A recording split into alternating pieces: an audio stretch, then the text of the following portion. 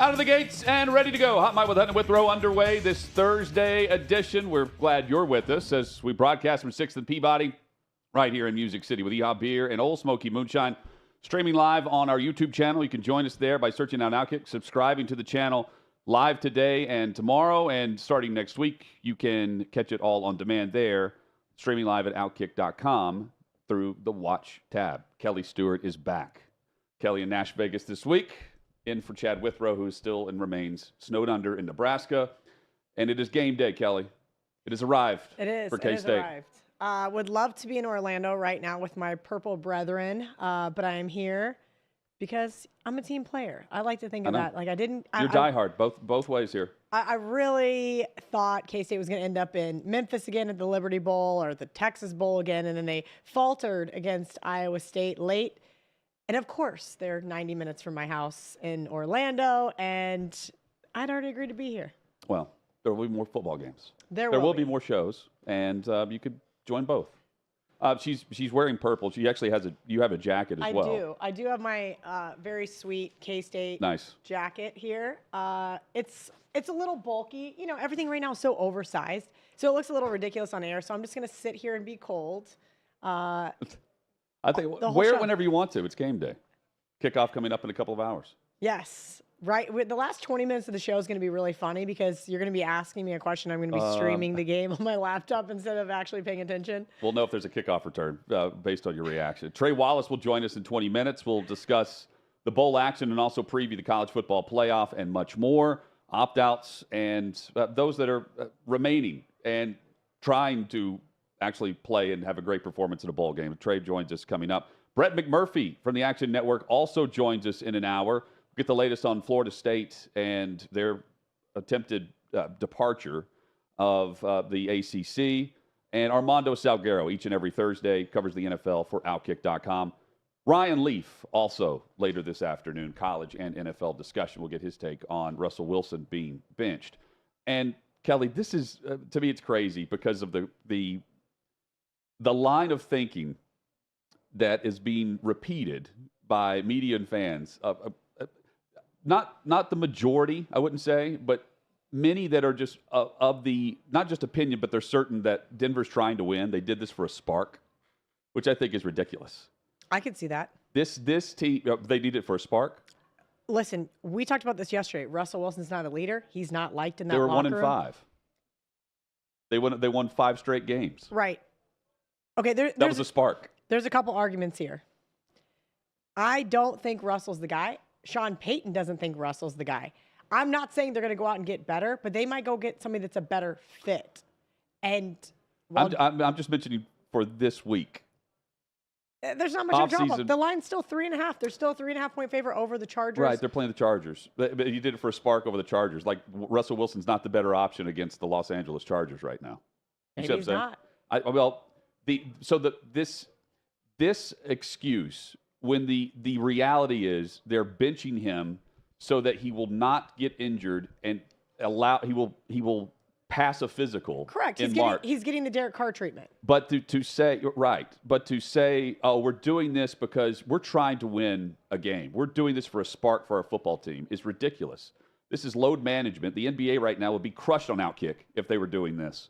And Sean Payton is benching Russell Wilson for the exact same reason as Derek Carr was sat last season for the final 2 weeks of the season. The only difference is they're not going to be able to trade him.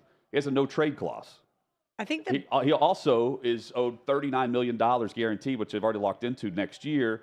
They're going to cut him and take the cap hit, but they're benching him so he's not injured, not because they're tired of losing. There's a difference there. If they wanted to actually continue what they were doing, if they wanted a spark, they could have benched him weeks ago. Right, but here's the question. Are we actually asking coaches and organizations to be honest? They're not going to say that. Well, they're not going to come out and say that. I'm more irritated by the repetitive, everyone just regurgitating what Sean Payton is saying and throwing out there, which is they need a spark. But that's what they all do. There is a literal list of coaches that one of my buddies and I put together years ago about who you can trust and who you can't, whether you're listening to a press conference or whatever. There are some guys that definitely lie. and you do the opposite. No Sean doubt. Payton's not on that list. I don't think Sean Payton is a liar like Andy Reid is a liar. And I don't mean that as a disrespect to Andy Reid, but what Andy Reid says, I never believe. But with Sean Payton, he doesn't have a history of just making things up, right? Just for, Well, I think he's probably just trying to save some face and not be like, hey, we benched him because he's not our guy. Don't you think? He's maybe just trying to be nice and like. To me, so on the flip side, what's going to happen this offseason? Wilson's not going to be the only one that's gone. The general Right. manager will also be out in Denver. The new face of the Denver Broncos, it's not Russell Wilson, it's Sean Payton. That happened Correct. yesterday when they made this move. Well, you don't think that happened when they hired Sean Payton? No, 'Cause it was I still do. Russell Wilson. He was there to fix the face of the franchise. The guy that they had already that they will have paid over $150 million to, and they're going to cut him 15 months later after the fact, and they're just going to take the hit. They will end up having to designate him post June 1st, so they take less of a cap hit for 2024, but he's still guaranteed the $39 million. And Russell Wilson, again, no trade clause. If you want him off the roster and you want to move on, you're going to have to cut him. And at this point, they're going to do it post June 1st, which is why they're not doing it now, even though they're saying Jarrett Stidham gives us a spark. Make no mistake, we're trying to win against the Chargers. You can win against the Chargers with your defense and Russell Wilson, just like you did on a 5-game winning streak. He provided that spark that Sean Payton says that they need right now. Whenever a new quarterback gets put into the mix, whether it be Jake Browning within the Bengals, whether it was Mason Rudolph last week, it doesn't matter if they can win 5 or 6 games. They only need Jarrett Stidham to win this game. That's right. But that's all they need is this game in front of them. And that's what's going to happen when they do, because everybody's going to overreact to it not being Russell Wilson. The Broncos are going to go out there and win this game, and that's going to make Sean Payton look like a smart man. Now, that doesn't mean they're going to beat the Raiders week 18. Well, but see, I'm not irritated by Sean Payton. He's playing the game based on the fact that they don't want to pay him for 2 seasons. Correct. They don't want to lock in 2025. That's fine, but just say that. And if he's not going to say that, the media should be saying this. The NFL should acknowledge this instead of saying, what's happening in Denver. Each organization does their own thing. No comment on this. The NBA does the exact same thing, and the NBA, as a league, is tired of it, and they put rules in place. Meanwhile, how many Russell Wilson jerseys were sold in Denver last year? And now it's a spark for the backup quarterback, and they're not playing the starter because he's being benched so he doesn't get injured, and they don't guarantee him $39 million in 2025. That's the truth. It's not because that he's not capable of winning a football game. Well, I don't know how many they sold last year because they'd already started plummeting. There's a Denver Sports article from August that says Russell Wilson's merch sales have plummeted from over a year ago. Compared to when they were probably sky high. And now they're half price, by the way. Well, yeah, because he's not going to be on the team. But so if you're looking for a spark, why don't you do this earlier? If Dobbs provided a spark in Minnesota, he was actually winning games as the starter. Tommy DeVito, that spark quickly went out, but we know about his agent and him and the appearances he was not going to make and did make ultimately. Aiden O'Connell, I mean, how many yards is he passing for in wins over the Chiefs? It was like 85 yards. Yeah, he was. I mean, there's no spark. It's the defense. No, it's exactly the defense, and that's you mentioned why, Browning. Yeah, Browning gets blown out in Pittsburgh. Yes. Tommy DeVito was a spark somehow, some way for the New York Giants. Now Brissett in Washington, and all of a sudden the idea that Jarrett Stidham is the quarterback in Denver next year is the starter it's going to be a rookie. But and if it's going to be Stidham, it's just a placeholder position. And fine, but just maybe Sean Payton knows what he's doing. Well, I don't. But he was getting the credit for knowing what he was doing when they went on a 5-game win streak, and he was up for Coach of the Year because they were in playoff contention. They got back to 500, and Russell Wilson was his quarterback then. I'm not trying to defend Russell Wilson either. I'm looking at the situation and trying to understand why it's not.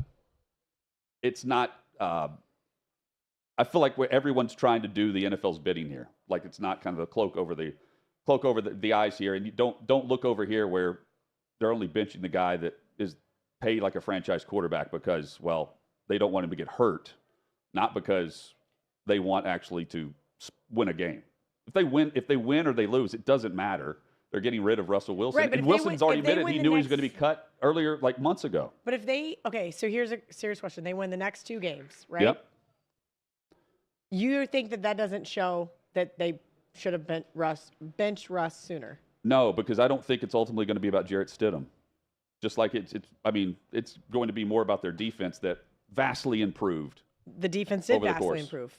over the course. And Do you remember that Super Bowl run? Those 2 Super Bowl runs. Peyton Manning was a freaking statue out there. Yeah. And that defense got them to 2 Super Bowls. but you're right. Manning had certainly declined, but And I was kind of hoping that's what we were going to see. I was like, okay, cool. Bring me another old washed-up quarterback. Let's see what we got. And it wasn't a good fit. so in looking at the marriage of Sean Payton and Russell Wilson, because Sean Payton chose Denver. He did. They had just given Russell Wilson, new ownership had just given Russell Wilson this massive contract. And I think the vast majority of those looking at the situation would say that Payton chose to go to Denver because Wilson was there. And then he gets there, and we know the offseason talk, right? We're doing the exact opposite of the regime that was here. The exact opposite of what Nathaniel Hackett was doing. He was also talking about the team president and the general manager, George Payton, who, again, will be fired after the season. There will be a Payton in charge, and it's Sean Payton. He was already in charge when he was hired. But, Kelly, from there to now, where they slapped a wristband on him for play calls and changed the habits of whatever Wilson was doing. He had his own office. He wouldn't talk to players, whatever. The leadership factor had to change. And Wilson, in a tweet, said, God's got me looking forward to what's next. And then he's already said that he was expecting to be cut after this season anyway, based on his contract, because of that lock-in guarantee for injury for 2025. The financial aspect is interesting. Because the debate in Major League Baseball is, should what the Dodgers did, which is, it's totally fine to do based on the rules of what they're doing in the collective bargaining agreement across Major League Baseball, have the deferred payments until after so that Ohtani could get more players there, right? They're going to win. We know about the contracts in the NBA. The players run the league. In this case, I think there's a lot of look the other way when they're benching a totally healthy, veteran, well-paid franchise QB in order to just make sure he doesn't get injured for financial reasons later. And they're going to take a huge cap hit after having all this. And so do you think he's going to be playing for another team? Well, and that's where I was trying to figure out when you were speaking is where he's going to go. Obviously, there's a lot of teams that need a franchise quarterback. So, but at 35, he's 35 years old. Aaron Rodgers is 40. Well, but Russell Wilson's not Aaron Rodgers. I didn't say he was. But they have the same number of Super Bowls. Well, that's fair, too. Washington, I mentioned Washington yesterday because Washington was one of the 3 teams that wanted him and called Seattle about a trade. He wouldn't approve that. He didn't want to go there. Would you want to go there? The Giants also, no, but maybe now. The Giants also were in the mix then. They're being mentioned now. Washington's going to have a new head coach, of course, new owner. They already have a new owner, yeah. And the question would be, who's the head coach? And is Washington going to go to the general manager route, or are they going to hire a coach that's also going to be a Sean Payton? I don't know. I kind of wonder if Vegas isn't going to be more of an attractive spot at that point in time. Well, the cap, what is their cap space? I don't think they have a ton of it. Maybe they do because they paid Garoppolo. Let's look at their cap. So the cap space right now for the Commanders. Well, of course they have $84 million available. Money. Yeah. The Falcons have a lot too, but pairing him up with a coach in Arthur Smith that if he's not fired now, he's on the hot seat. Again, there's a lot of moving parts of the decisions of what will be going on. And do you want to pair yourself with Russell Wilson and whatever it's going to take? It is going to be far less than what he's getting paid now on that deal, but he's going to be guaranteed a ton of money to just walk out the door. That's why they're going to have to release him. He's not going to approve any trade. He wouldn't approve a trade if he can choose his team on his own. And you think he is good enough to be able to choose his team? Yeah, because I think he'll get enough. He will get enough looks based on the teams that we mentioned. I think they're still going to be interested in him. Well, given what they Ju- have, what that- they have and the cap space and available for who's available and who's out Yep. there. I mean, especially with the injuries that we've seen this year, where some of these teams are on their third Yeah, I know. quarterback, fourth quarterback. It's been, I mean, the Vikings are on their fourth quarterback. It's let's see, so are the Browns. Yeah, the Browns, Joe Flacco, fourth quarterback. I mean, Nuts. it is nuts. I'm not saying that Russell Wilson doesn't deserve to have another shot at it. I just, at the tail end of your career, there's got to be some smart moves made, right? And the smart move was take the money in Denver and run. And now, Because things fizzled out in Seattle. Seattle looks brilliant right now. oh my gosh, does Pete Carroll look like a genius right now? And I'm over here bashing Drew Lock, like, see you later, take He the was a guy. part of that trade. Yeah, that's what I mean. As a Broncos fan, I'm like, don't let the door hit you, and goes out there and beats the Philadelphia Eagles for me. And I'm telling you, I was not confident when I found out Geno Smith was not the starter that night. Drew Lock looked good. Was it the same with Fant? Fant was a part of that trade, right? He was, and you do kind of have to wonder when you choose to make these decisions, right? So I'm trying to think of if I'm Sean Payton, what is the end goal? It's 2024 is nothing's going to be fixed. I Right. think another really crappy year for the Broncos. So 2020, are we really looking ahead to 2025 already? And how do you sell that to the organization? He's got to find his Drew Brees, which is, the offense he had in New Orleans with the quarterback, very precise. Timing was always on point. That's not Russell Wilson's game, Maybe he'll get Aiden O'Connell. maybe. Or one of the other, 30,000 quarterbacks who are playing. No, I was just trying to think of a Purdue quarterback. Coming up, Trey Wallace talking college football.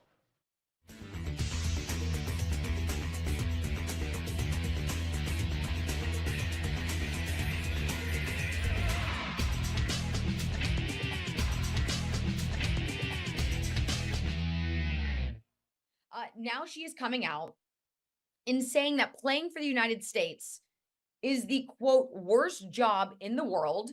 And she's saying this because of the criticism she garnered, which obviously she brought on herself by doing all of the horrible things that she did over the course of her career. One being that she felt super compelled to kneel for the national anthem and not show her pride for the United States, despite having the platform and representing the country in a way that very few people on earth get the ability to do.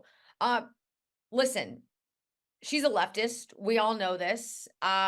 She is fully on board with biological men playing in women's sports. That's another thing that she was getting criticism for, which again, she should, because as a woman, she should realize that if she did allow biological men to play in soccer, let's just say, her success probably wouldn't have been even close to what it ended up being. Because as we know, I'm going to say it time and time again, men, they're bigger, they're stronger, they're faster. Women, as great of athletes as they can possibly be, they just do not add up to what men are capable of. But obviously, as a Democrat, as an elite leftist, Megan Rapinoe feels the need to play the victim card, as they all do. I just can't get behind this. Playing for the United States is the worst job in the world. So let's just lay this out. Megan Rapinoe is a professional athlete. Probably the coolest job in the world. You get paid to live out your passion. Literally the thing that you started doing when you were a child, the thing that you would go out to recess to do, right? You are now getting to do throughout your life and now getting paid a ton of money to do it. Okay, that doesn't sound like work to me. That sounds like you just get paid to fulfill your hobby. You get to stay in shape. You get to meet the coolest people in the world. You get to travel all around the world. You have access to the greatest resources that all of us could even dream of having access to. Yet you're calling this the worst job in the world because you have to represent the United States, which, by the way, is the most tolerant country on earth. We have the most freedoms. We have the most liberties. Any immigrant that would come over to this country would be very thankful to be in the position that they're now in versus living where they fled so vastly from. It's just none of this adds up to me. But for Megan Rapinoe to say this does not really confuse me. All she likes to do is whine and complain. And I feel like she's teaching a horrible lesson to young girls. Not that she already hasn't been doing that by saying biological men belong in women's sports. But obviously, to be in this position of power, to have this influence and use it for really nothing, to not have the proper influence that you would want. I just can't get behind this. I hope this is the last time that I have to talk about Megan Rapinoe, and maybe now that she's out of her soccer job, maybe she should try to go fulfill another job. Maybe she should go work as a janitor somewhere where she has to clean up after everybody. And that's what she spends her days doing. I mean, thank goodness for the janitors out there. We wouldn't be able to get by without them. But I'm just saying,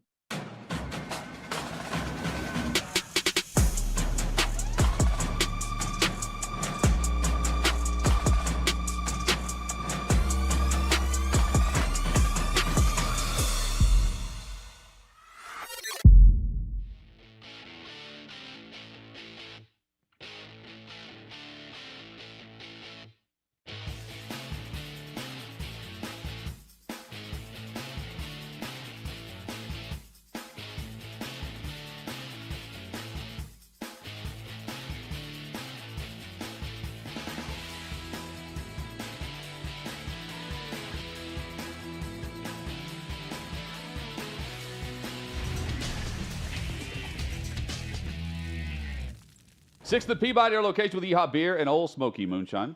Glad you're with us. Hot Mic with Hunt and With rolls on. Kelly Stewart in the house, guest hosting for Chad this week. About to be joined by Trey Wallace, but first, the OutKick store up and running. Yes, it is. New improved OutKick store is finally live. Stock up on golf polos, t-shirts. My favorite hat's coming up. That's me, most likely to yell at the ref. Shop.outkick.com. Got the dad hat right there. Yeah, speaking of, I got to get my dad some gear. I'm pretty sure that was my only task when coming to Nashville, and I've already failed. Trey Wallace likes a good dad hat as well. Joins us. You can read all of his great work at OutKick.com, covering all things college football, our senior reporter. Trey, good to see you, man. Happy holidays. Yeah, happy holidays. Crazy time of year and fun bowl games going on, and y'all looking for dad hats. Everything's really filing in. Kelly's looking for a win in the bowl game for K-State later this afternoon. Good luck. Yeah, I know. Are you nervous? You're nervous? Okay, here's the problem that people don't understand. I really don't care. You care about K-State. You're decked out in... Okay. Listen, I care, but I don't care enough. If I thought NC State was worth a wager, I would wager on NC State. You didn't need a stylist for today is my point. Oh, she bought me these pants. But you knew the color, she knows though. purple is my favorite color, but purple is also my favorite color. But here's the thing you have to realize. Gambling ruins fandom. Opt-outs ruined fandom for me.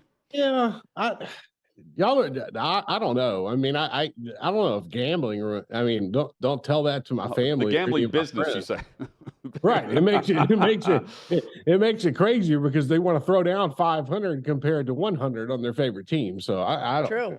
No, I think it's just more that it takes away when I can look at a game objectively from a math perspective, from what I do day to day. It makes me a little bit nervous. NC State's got a really solid defense.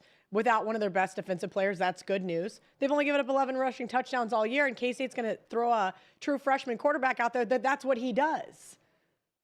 You're right. So I would say, just being in the sports business, it will take away some of your. You end up rooting more for the headline or the storyline than the actual result. No, I end up rooting more for the money. Right, but in my case, I'm saying it's the same type of mentality. Correct. There. Well, it's kind of like the chaos mentality where we're sitting here and Miami's losing 14-0 to Rutgers right now. It's like, chaos factor is like, okay, that's better for us if Miami, drops a game like that. You know what I mean? Because it's more to talk about. I don't know. It's a weird fine line we have to cross. Trey, Florida State, Georgia tickets are ruining the holidays for scalpers, the secondary market.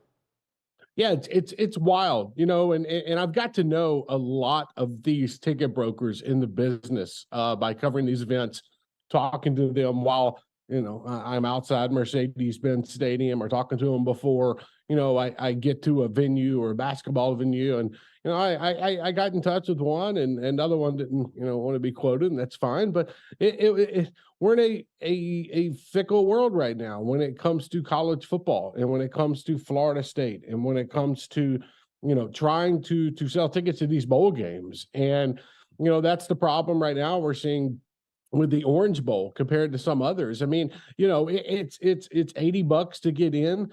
for a matchup that a lot of people thought, right when it hit, these ticket ruggers thinking, okay, well, Florida State fans are going to gather all these up because now they're going to be able to go against Georgia and they can prove that, they're a national championship worthy team. But we sit here in this spot now and ticket prices continue just to drop. And it's surprising to me in a way. But also it's like, okay, Florida State, their season truly ended once they won the ACC title. So, it is it's another thing too, is Jonathan, like I look into this type of stuff. Like I dig this, looking into prices and looking into how many tickets are being sold and whatnot. And you have to remember too, Georgia fans are tired of traveling. They've spent a lot of money in the last 3 years watching their team play for national championships. So it is a hot conversation on social media today. I didn't expect to go that crazy, but it has. And I'm just interested to see what this game's going to look like Saturday afternoon at 4:00. I say opt-outs ruin my fandom. I do say an opt-out has increased my interest in Tennessee, Iowa at the quarterback spot with Nico over Milton. You're not going to give his last name a go? No, I'll let Trey do it right now. Ema. Okay. Sorry. Nico. Trey, this is the joke with me, Trey. I don't mean to put you on the spot. It took me like 4 years to pronounce Tua Tagovailoa. So now we got a brand new Pacific Islander last name that is going to be very hard for all of us to pronounce. Making $2 million plus, and I can't say his last name. Just thank God, goodness Verlaquez is not around trying to pronounce his name. Let's go to the Vol. Davey has us covered. Ia me leava. Ia me leava. Nico Ia me leava. Oh my gosh. Yeah. That one. Yeah. That's simple. Call me in 3 years. Davey nailed it. Call me in 3 years when he's transferred to 4 other schools. Dave, real quick, Trey. So we saw Milton last year in this spot at the end of the season, and he played well. What if Nico sucks? Yeah, man, that is. I've had a couple conversations with folks, and a little worried on that front because what you're doing is all you're doing right here is setting 2024 up. Exactly. That's it. I mean, so with the Joe Milton thing, I know it was back and forth on whether or not he was going to play or not. I think it worked out for the school. I think it worked out for Josh Heupel. That Joe Milton kind of took a step back and was like, okay, I'm not going to get hurt before my chances at the NFL. But you kind of hit it. Like when we talk about college football and NIL over the last 2 to 3 years, the biggest name that I think this thing really got kicked off was with Nico.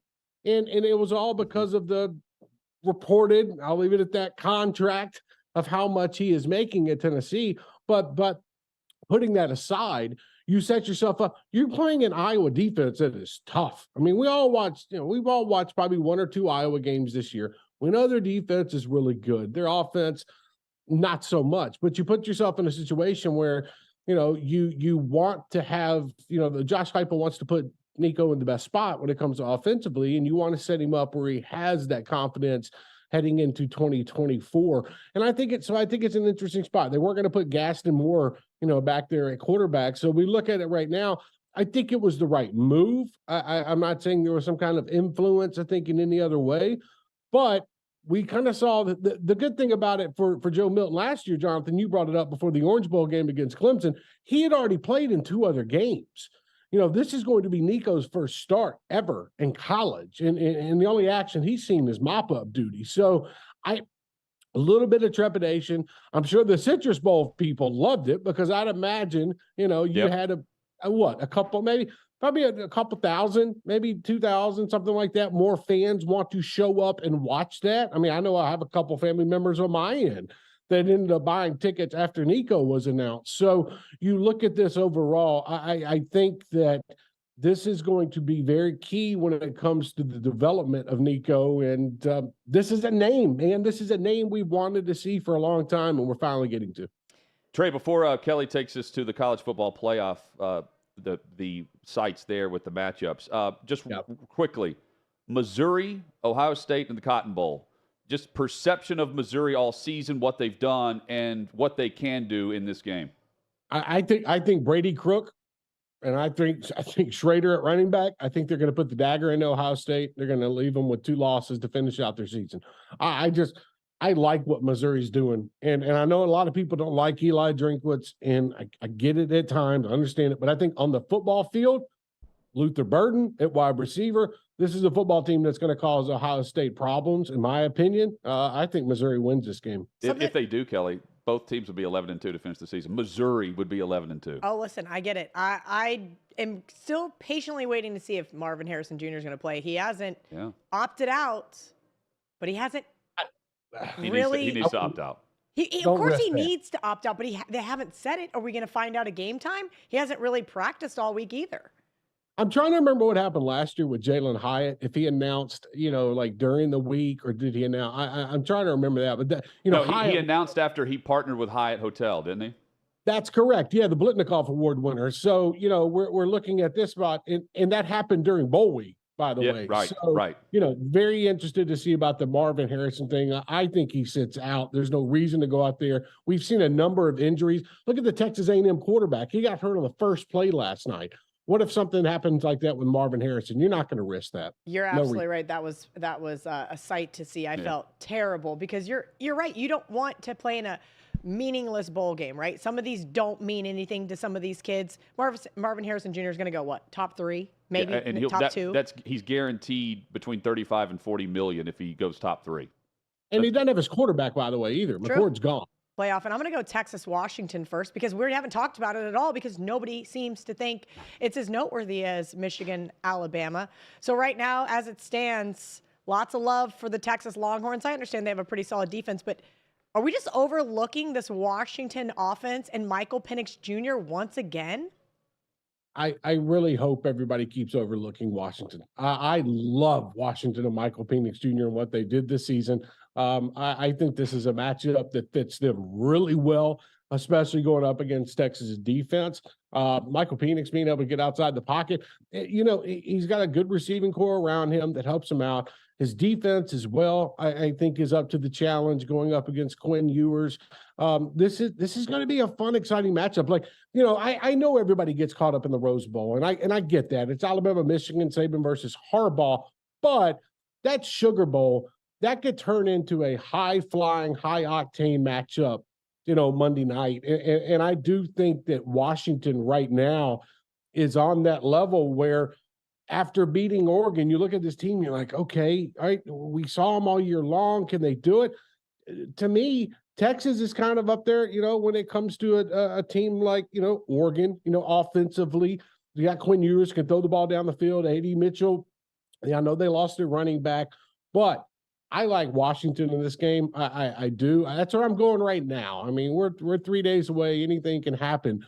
But I think this Washington-Texas matchup might be the show stealer, to be honest with you. We might get a dud of a game between Michigan and Alabama, an old school game. And, fireworks might start flowing off in New Orleans. Trey Wallace of OutKick with us on Hot Mic with Hutton and Withrow, Kelly Stewart as well. Kelly, you mentioned people are overlooking Washington. I think the vast majority of us are overlooking Michigan against Alabama, and you're one that's not. You're in on Michigan. Yeah, I am in on Michigan. I'm in on Washington as well, and that's kind of what I wanted to ask Trey here. Okay, so if we like Washington here, right? They're catching 4 in the Sugar Bowl, but we actually think they're going to win. They would be essentially 5.5, 6-point underdogs to either Alabama or Michigan. So let's just play devil's advocate here. You said you're really high on Washington in the national championship versus either one of those teams. We haven't talked about it. Nobody wants to talk about that matchup. They all want to talk about Alabama, Texas rematch. They all want to talk about Texas, Michigan. But again, no one's giving Washington the credit. So now that we have somebody that's kind of on my team here, I want to hear what you have to say. Yeah, I do think, look, that matchup, I think they're suited I think they're suited better against, Michigan's defense, in my opinion. If Washington was going to win a national championship, I just like what Alabama does off the edge. I love Dallas Turner getting after the quarterback. But I think this Michigan-Alabama game, people are looking at it. Okay, J.J. McCarthy versus Jalen Milroe. What are these offenses going to do? It's really going to come down to who can establish a running game here. And another thing too is I don't really trust either team's secondary. Like that's the other thing that kind of stands out to me between Michigan and Alabama is that I've seen holes this year. I've seen where they've been able to give up a lot of yards down the field. So it's going to come down to me personally, because we both know what Jalen Milroe can do, and J.J. McCarthy with their legs, getting outside the pocket. I love Jalen Milroe coming out today, and talking about how Bill O'Brien pretty much told him he sucked and he would never make it as a quarterback. And look where he's at now. It's those type of things that have made me enjoy watching Alabama, a team that's gotten better ever since that South Florida game. They just every week continue to figure out how to get better. But if we look at it right now, and if let's just say Michigan beats Alabama, which I think can definitely happen, that Michigan-Washington game, you got a guy in Michael Penix Jr. who, in my personal opinion, is better than Jalen Milroe and better than J.J. McCarthy. Not by a lot, just for his ability to get outside the pocket and ability to stretch the field. That would be a wild matchup for a national championship in Houston, and it's not going to be the one that the television networks want either. The television networks are dying to get Texas versus Alabama one more time, Sarkisian versus Saban. But I'm very interested to see what happens after we get done with the Rose Bowl game, and if Washington can survive and get past Texas, it sets up for a crazy week in Houston, man. And I don't know about the narrative surrounding Harbaugh and the sign stealing and whatnot, but we will have a lot of things to talk about. If Michigan loses on Monday afternoon, a lot of things start coming to fruition. Jim Harbaugh's contract, the investigation that's still going on. I think we're going to see a lot of pieces get moved, and the whole him going to the NFL type of deal that I do think he's ready to flirt with the NFL again. It's going to be a crazy week next week, and not just because we have a semifinals on Monday. Trey, Happy New Year to you, man. Happy New Year to you guys. I hope it's been fun. I've seen Kelly 2 weeks in a row now. Not a bad thing. In a row, Yeah, so it's been a great time. along. I appreciate Trey's insight. Kind of gives me out of just a little bit more on the college football, X's and O's side. Trey Wallace there. You catch his content at OutKick.com. Coming up, we discuss NFL news, notes, and headlines from the week. That's next. What you're experiencing is the bold taste of a Southern legend. Old Smoky Moonshine and Whiskey, authentic Tennessee mountain-style spirits. We believe in crafting flavors that were born from tradition but defy expectation, and pioneering a new experience with every sip. Because if it doesn't do this, it ain't this. Old Smoky Moonshine and Whiskey. Come on.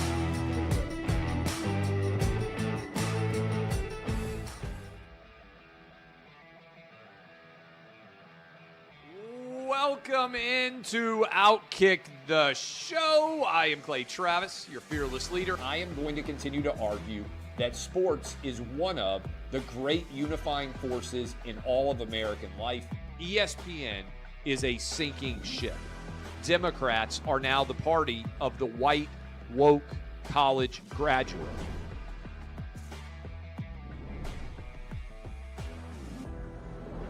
We live in a land of participation trophies. You gotta lean into the turns.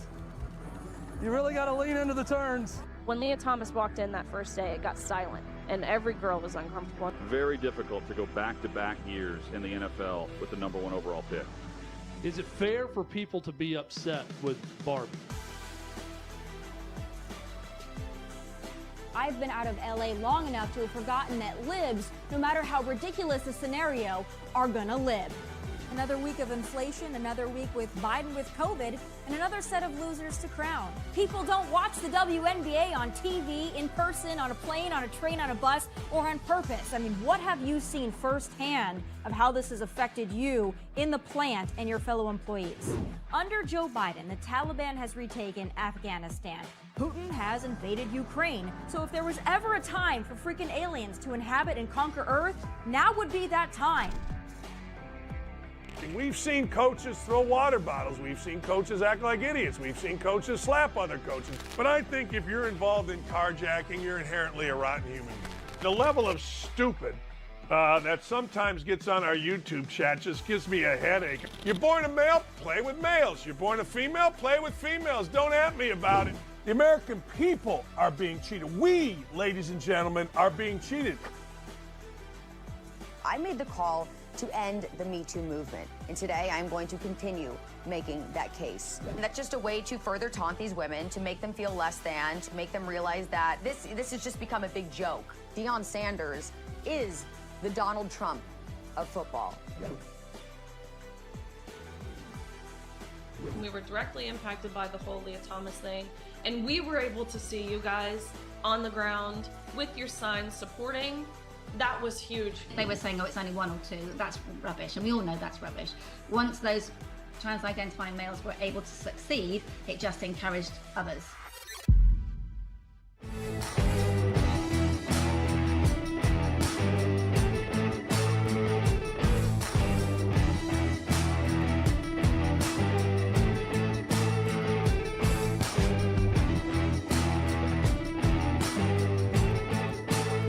Old Smoky Moonshine and Whiskey. Bold taste of a Southern legend.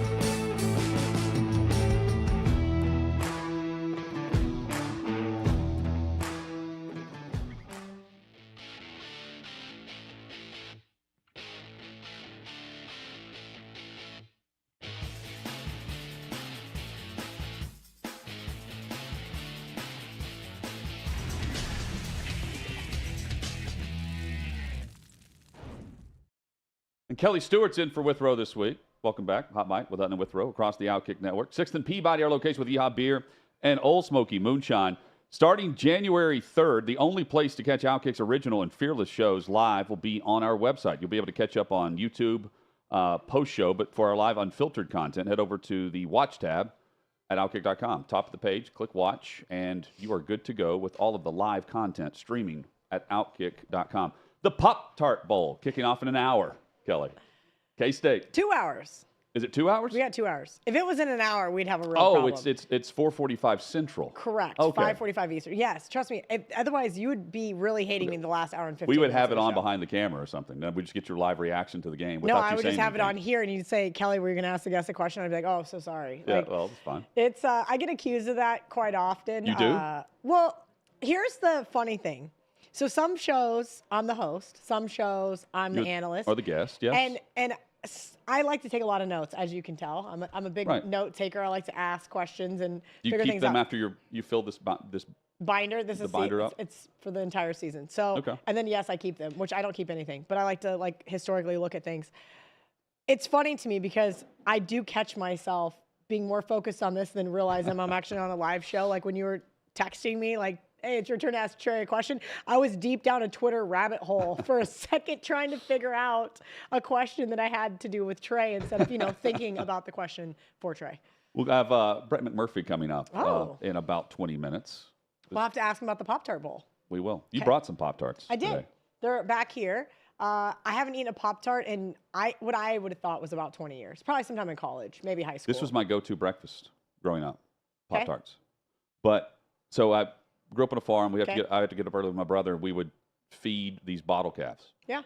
And I would sacrifice an extra 15 minutes of sleep instead of allotting that time to eat breakfast. So I would just grab a Pop-Tart and go. That sounds about if right. I had to ride the bus or, get my butt to school on time. So I would do that instead. Yeah, it's a grab and go. I was up breakfast. before, sunrise doing things on the farm. And this may- in some parts of the year, sometime of the year. This may be sacrilegious and Go ahead. a mush, but I was a toaster strudel fan Okay. because I like to be able to put my own frosting Yeah. on, and I like it warm. Like somebody asked me today, they're like, "Oh, you're just going to eat it on toaster?" I'm like, "Well, unfortunately, we're in a studio, you guys. I don't have a toaster. But if we had a toaster, I would utilize You were high it." class. No, this is on a farm of its own. But the we strudel. didn't have enough money to own cows, though. Oh, We had okay. chickens. No chickens. So you've got the frosted. I go unfrosted. Oh, come on. I go unfrosted. What is wrong with you? I don't like a lot of sweets. I don't either, but- If I'm offered dessert, it's rare that I say, yeah, I want a dessert. At any dinner, anything like that. I'm not a sweets person. I'm not against it, but it's like, I don't know. I'm just, after I have dinner, I'm not hungry. And in the morning, I realize a lot of the cereals are nothing but sugar. Correct. I would go with Life cereal, which has some sugar on it. If not for that, I would go with like Frosted Flakes or something. Well, that's a lot of sugar. So you're telling me that you actually should have went Wheaties, which tastes like Well, cardboard. I would have Wheaties as well. Yeah. Or like Raisin Bran, which is even worse than cardboard. But that probably has sugar too. I'm a steak and eggs breakfast person these days. Favorite? So I go. Was it strawberry? Yeah, strawberry unfrosted. Cherry's my favorite. Is it cherry? But they didn't have any, so The red. That's all I know. Not Not one the of our grape. producers, Brooke, said that she liked the brown sugar cinnamon. I never had it, so I had to get one of those. See, that's like a cookie. I could see that. But then I also got the s'mores because I do like s'mores. Davey, what did you say you went with? The go-to pastry? I was always big on the hot fudge sundae Pop-Tart. That was the go-to move in high school. Didn't even know that existed. Exactly. I was trying to get Kelly to get that earlier, but she said they didn't actually have it in stock. No, but you know what they had? An Eggo flavored one, and I was trying to think, what does an Eggo taste Hard like? pass. It's got to taste like maple syrup. Why don't you just get an Eggo? Because you can't get an Eggo because you can't grab and go an Eggo. They're frozen. You got to put them in there. And you got to. Do you want your Pop-Tart warm or right up? I would prefer it warm, but So it was not bad. You have to do the same thing with an Eggo. Yeah, it was not bad. Kelly, I had the same reaction you did when Hutton said he preferred the unfrosted. Unfrosted. What? Unfrosted and coffee. It's my go-to. You are British. We were talking about Hutton's DNA earlier. Everyone's from Europe. Now, well, yes, but like I'm definitely Irish. I like steak and potatoes and carrots. That's it. Okay. Like, just I'm a very. I don't know simple person. where I'm from, but yeah, I'm. I just mean like I could just picture you being the guy that dipping your Pop-Tart in No, I your, don't your dip- bland coffee. Like how I they dip their cookies, but If they I'm don't British, call I them would go with cookies. tea. Yeah, but they dip it in tea, but it's not. They're not called cookies. Crumpets? Tea No, and crumpets? they call it biscuits. They call them biscuits, even though they're Biscuits. cookies. My parents did have a corgi, so that counts as British. That's Welsh, but okay. Well, I mean, whatever it is. All I know is the Queen of England loved them. Oh well, fair enough. So like 7 of them. Well, they're cute. The Have you seen their royal little corgis. wiggly butts? Yeah. They're very cute dogs. I agree. McMurphy coming up, also Armando Salguero. So other than Taylor Swift, which has made Travis Kelce like a megastar, he has been very smart in how he has leveraged all the attention. And he's responding and giving his opinion on what the Chiefs are going through on his podcast, which is What You Do. And then he's responding to what he says on his podcast in the media, in the locker room, on Wednesdays, whenever the locker room's open for Chiefs media. And I appreciate the blunt honesty. I just think it's a little too late to say, it's more than just one guy like me playing like, dog bleep. It's not him playing bad. It's the other receivers dropping all of these passes to where I don't think Patrick Mahomes trusts anyone Correct. around Travis Kelce. And if you're going to create the plays that we have seen Mahomes and Kelce create, where Mahomes knows he's going to break off the route the opposite way of what the call is supposed to be, and he puts it right on the money, and they end up making the first down, getting the yardage, setting up 3rd and short, getting the touchdown when it's crucial. It's easier to defend Travis Kelce because you don't have the reliable receiver where you have to adjust defensively and actually pay attention to what the others are doing. There's no threat other than Kelce, and it's more than Tyreek Hill. They lost Tyreek Hill. They still won a Super Bowl the following season.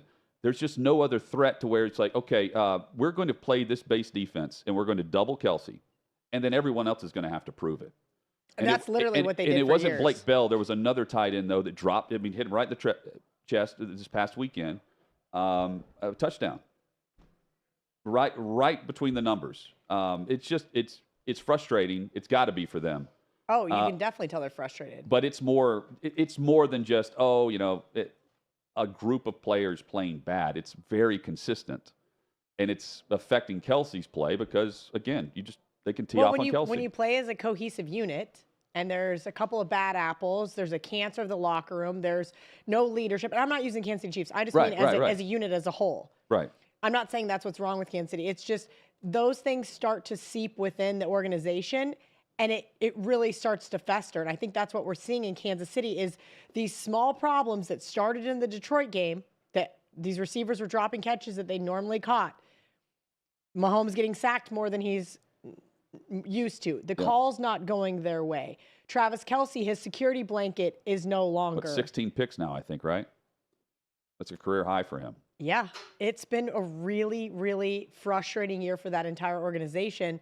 And I don't think it just changes because they play a bad Bengals defense this week. You don't? No, I don't. You don't think this matchup is just the natural bounce back?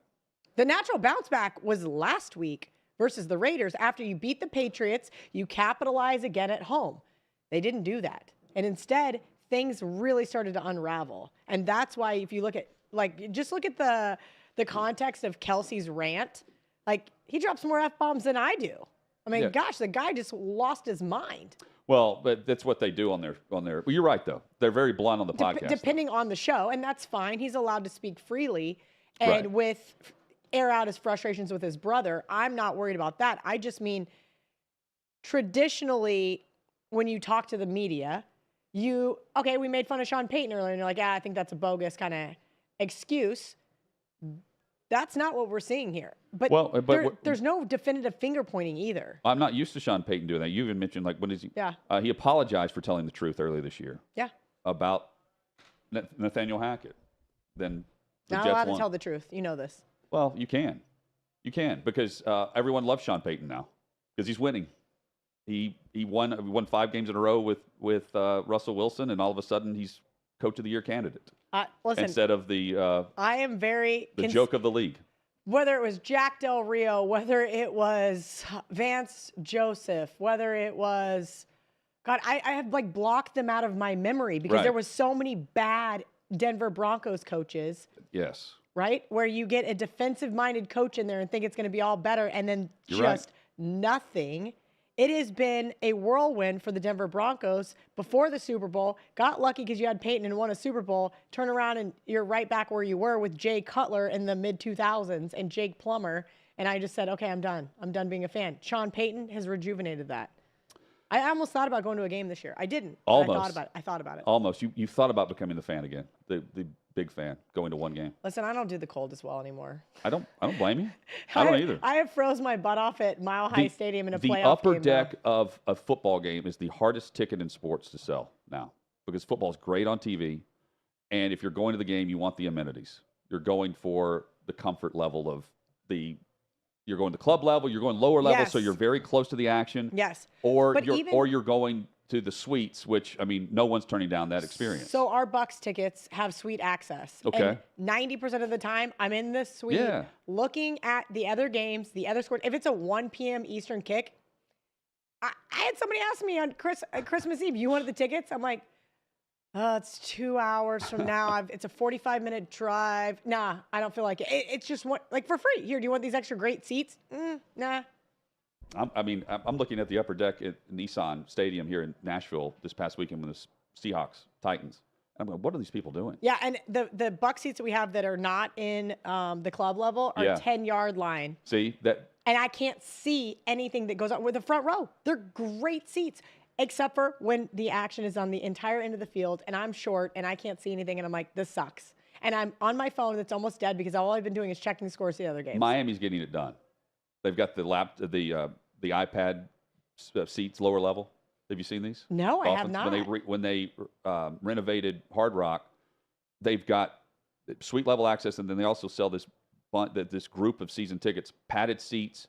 It's like Southwest would love it because they can sell 2 seats in one. Yeah. Like it's wide, like the best recliner ever for a guy. Wow. And then you have the outlet access to charge all your devices. I haven't seen that. Plus they give you the tablet to fantasy football, watch games, whatever you want. I haven't been to a Dolphins game in a while. I was there for a Hurricanes game. You have service, we do food service. Yeah. Wow. Bring it. I could definitely do that. You did this to Hurricanes game? I did, but they didn't have that available, and we sat on the sun side because I went with Michigan State fans. I have never wanted to just melt into oblivion at a football game. I've never been so hot. I actually upgraded. We talked about home field advantage this week. There's not much. No, there's a home field advantage in Miami in September when it's hotter than the surface of the sun on the visitor's sideline. Or a hurricane's hitting or about to hit. It is. I was melting. And granted, when you're out there drinking and stuff all day too, that doesn't help. I had maybe had 3 or 4 drinks. I was not drunk. It was not anything like that. And I was just like, somebody just dump a bucket of water in my head. That's the only thing that's going to make me feel better. Let's go. I want to go briefly back to Chiefs and Cincinnati this week with the Bengals. They get blown out against Pittsburgh. The Bengals do. You're right, though. I'm thinking about the defensive coordinator for Cincinnati, Lou Anarumo, who has done great work defensively scheming against Mahomes. Bengals and Chiefs. This is like the 4th or 5th time they face each other in the last 2.5 years. So there is that aspect where dumb idiot me would take KC, and now I'm overthinking it, and I'm probably going Cincinnati based on what you're pointing out. Yeah, 3 straight home losses. Arrowhead. Everybody's like, oh, Arrowhead's such a crazy place to play. Well, it is until you've lost 3 games in a row there, and it's the weekend after Christmas. It's New Year's Eve. Do you really want to go there? And as you mentioned, the weather has not exactly been conducive in Kansas, Nebraska area as of late. They are averaging the Chiefs 22 points a game right now. That's crazy. At one point, crazy. 3 weeks ago, the Bears had more total points scored all season, which is also hard for me to believe. Brett McMurphy joins us when we return to kick off hour number 2. Florida State departing the ACC. Details next.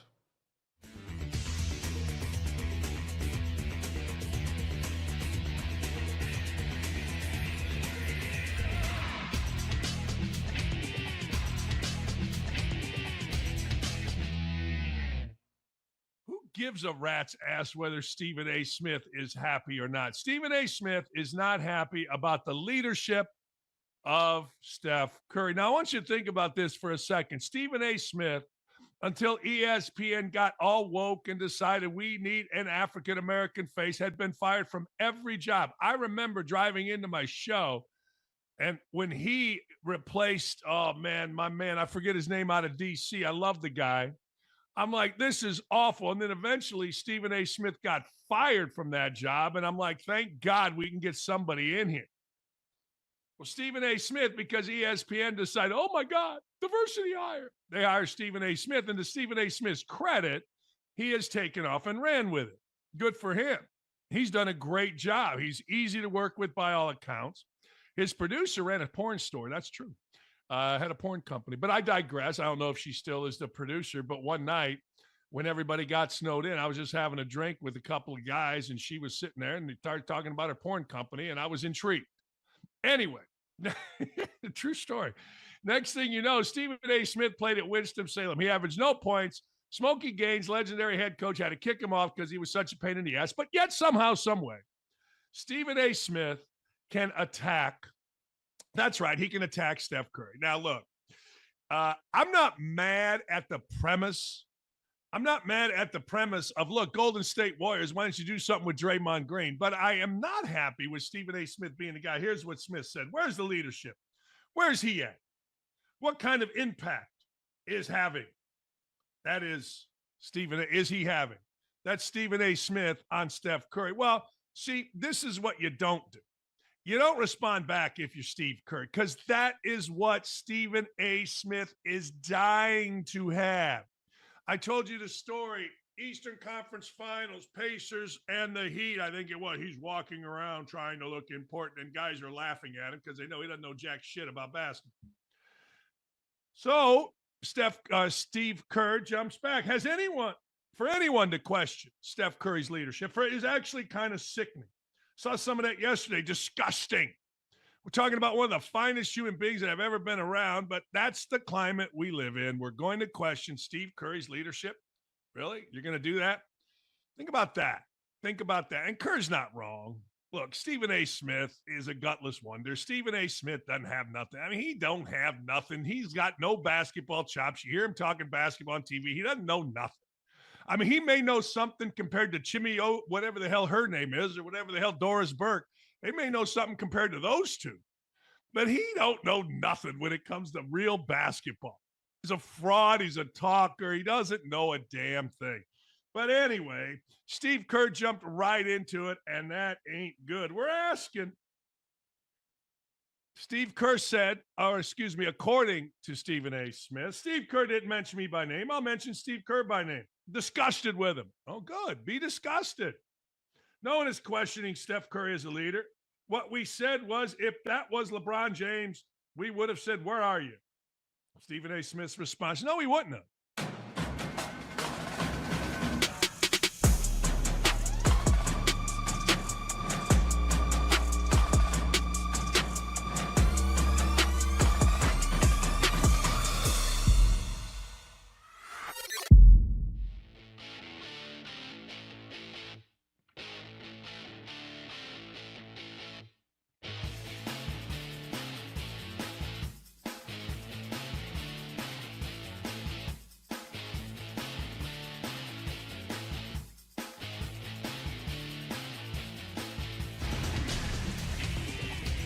Just like that, the second hour is here. Hot Mic with Hunter Withrow rolls on across the OutKick Network. 6th and Peabody, our location with EHA Beer and Old Smoky Moonshine. Chad, out this week in Nebraska for the holidays. Kelly Stewart in the seat.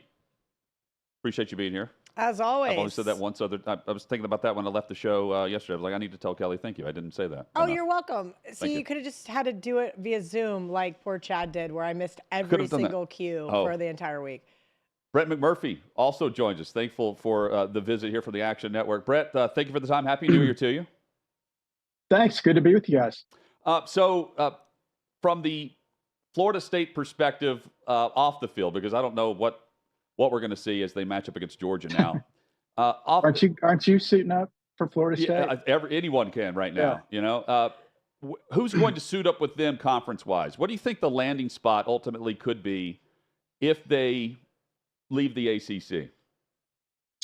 Well, if it's up to Florida State, it would be the Big Ten or the SEC. If it's up to the Big Ten and they can get enough financial backing, they would certainly have an invitation to Florida State. The biggest key, though, is to get out of the grant of rights. Obviously, Florida State believes they can do that. I mean, I've been told that over a year ago, that they felt confident they could get out of the grant of rights. That's still to be determined. It's not going to happen quickly. It's probably going to take a year or two, maybe sooner, but I doubt it. And, you know, I think the SEC, I don't think they really want Florida State. I don't think that's a big secret. They already have Florida in the state. Florida State really wouldn't add a lot to the SEC. But then the SEC's got to decide, we may not really want Florida State, but do we want the Big Ten to have Florida State? Do we want the Big Ten and Fox to plant their flag in the state of Florida where they're not at right now, with the possible additions of Florida State and maybe a Miami? So it's kind of like a perplexing question for the SEC. We don't want Florida State, but we also don't want the Big Ten to have them. But certainly nothing is going to happen until they get out of the grant of rights. And until then, I'm sure you'll see multiple unnamed reports in the coming weeks, months, days, hours. But there's really nothing to it until Florida State can get out of the grant of rights. Then we'll have to see who those interested parties are. And if for some weird reason that the Big Ten and SEC flat out say no to Florida State, then I think you could see the Big 12 make overtures to Florida State. The key question for that is, can the Big 12 make it financially worth Florida State's while to pay hundreds of millions of dollars, which they probably will have to get out of the ACC deal, and make it worth their while financially to go to the Big 12? Because certainly the Big 12 doesn't have the media rights revenue deal as the Big 10 and the SEC. Brett, are there other programs, other schools that are considering joining Florida State in this effort, like they joined with Florida State in trying to get more money individually, or voted against Cal and Stanford in the first go-around of conference expansion? Yeah, I mean, Clemson, Florida State, North Carolina voted against adding Cal, Stanford, and SMU. But I think right now, they're basically everybody that wants to get out is going to sit back and let Florida State take the bullets, if you will, and see if they can survive and then see what happens. See if they win the lawsuit, right? Yeah, I mean, I had one source tell me last week, criticize Florida State all you want, but they're the first one over the fence. If they can survive, then you're going to have a number of schools then follow up after that. That could be Clemson, that could be North Carolina, NC State, possibly the Virginia schools, possibly Miami. Obviously, that is if you can get an invite to the Big Ten or the SEC. And another thing, which again, playing several steps down the road is, Notre Dame right now is contractually obligated to join the ACC if they join a football conference before 2036. But if let's fast forward 2 or 3 years and there's an ACC that no longer includes Florida State, Clemson, Miami, North Carolina, possibly NC State, Virginia Tech, does Notre Dame want to really play 5 games a year of what's left of that conference? Probably not. So then they would have a decision to make, and that is, they would probably try to do a similar deal with the Big Ten. What I'm told is the Big Ten wants Notre Dame all in as a full member. They don't want to do a scheduling agreement like the ACC did, But if there's really the ACC splinters at that point, it's impossible to say what would happen. The Big Ten could change their tune on that depending on how desperately they wanted Notre Dame, and Notre Dame could change their tune on finally joining a conference. But basically, what a source had told me a ways back, which holds true, is Florida State, attempting to get out of the ACC, and if successful, would have an Oppenheimer-like ripple throughout the college football landscape because of all the resulting domino moves that we could see happen. Again, if they are able to get out of this 13-year grant of rights deal with the ACC. Brett McMurphy with us of the Action Network, and you wrote last week, Brett, about they considered starting this process over the summer of last year. Right. Opted not to. They've got to give a year's notice if they choose to leave the ACC. I believe the deadline was in August. They didn't do that. They said they didn't want to cause a distraction for the football team in the season. If that's accurate, they're doing this anyway, regardless if they make the playoff or not, aren't they? Yeah, they are. I mean, if they're in the playoff, they're not doing it. They're not doing this last week. They're waiting till the playoff's over. Also, something that kind of flown under the radar. If you've taken the time, and if you haven't, I don't blame you. But the 38-page complaint that Florida State filed against the ACC, there's a paragraph in there, and off the top of my head, it's either page 30 or 31. And it says that basically this is notice to the ACC that if the grant of rights are basically determined null and void, which Florida State claims they are, then this is Florida State's notice to the ACC that they're leaving the ACC, dated August 23rd, 2023. So that means they would be free to go somewhere in 2024. Well, here's where that gets tricky. If somehow they are able to get out of the grant of rights, or even if they're not, the ACC could hold them to that paragraph, could hold them to that notice and say, okay, it's July 1st, 2024. You've provided your notice. You're out of the league. Florida State may not have a home at that point. So what would they do? Would they go independent? Would they try to structure a last-second deal with the Big 12 if they couldn't get into the Big 10 or the SEC?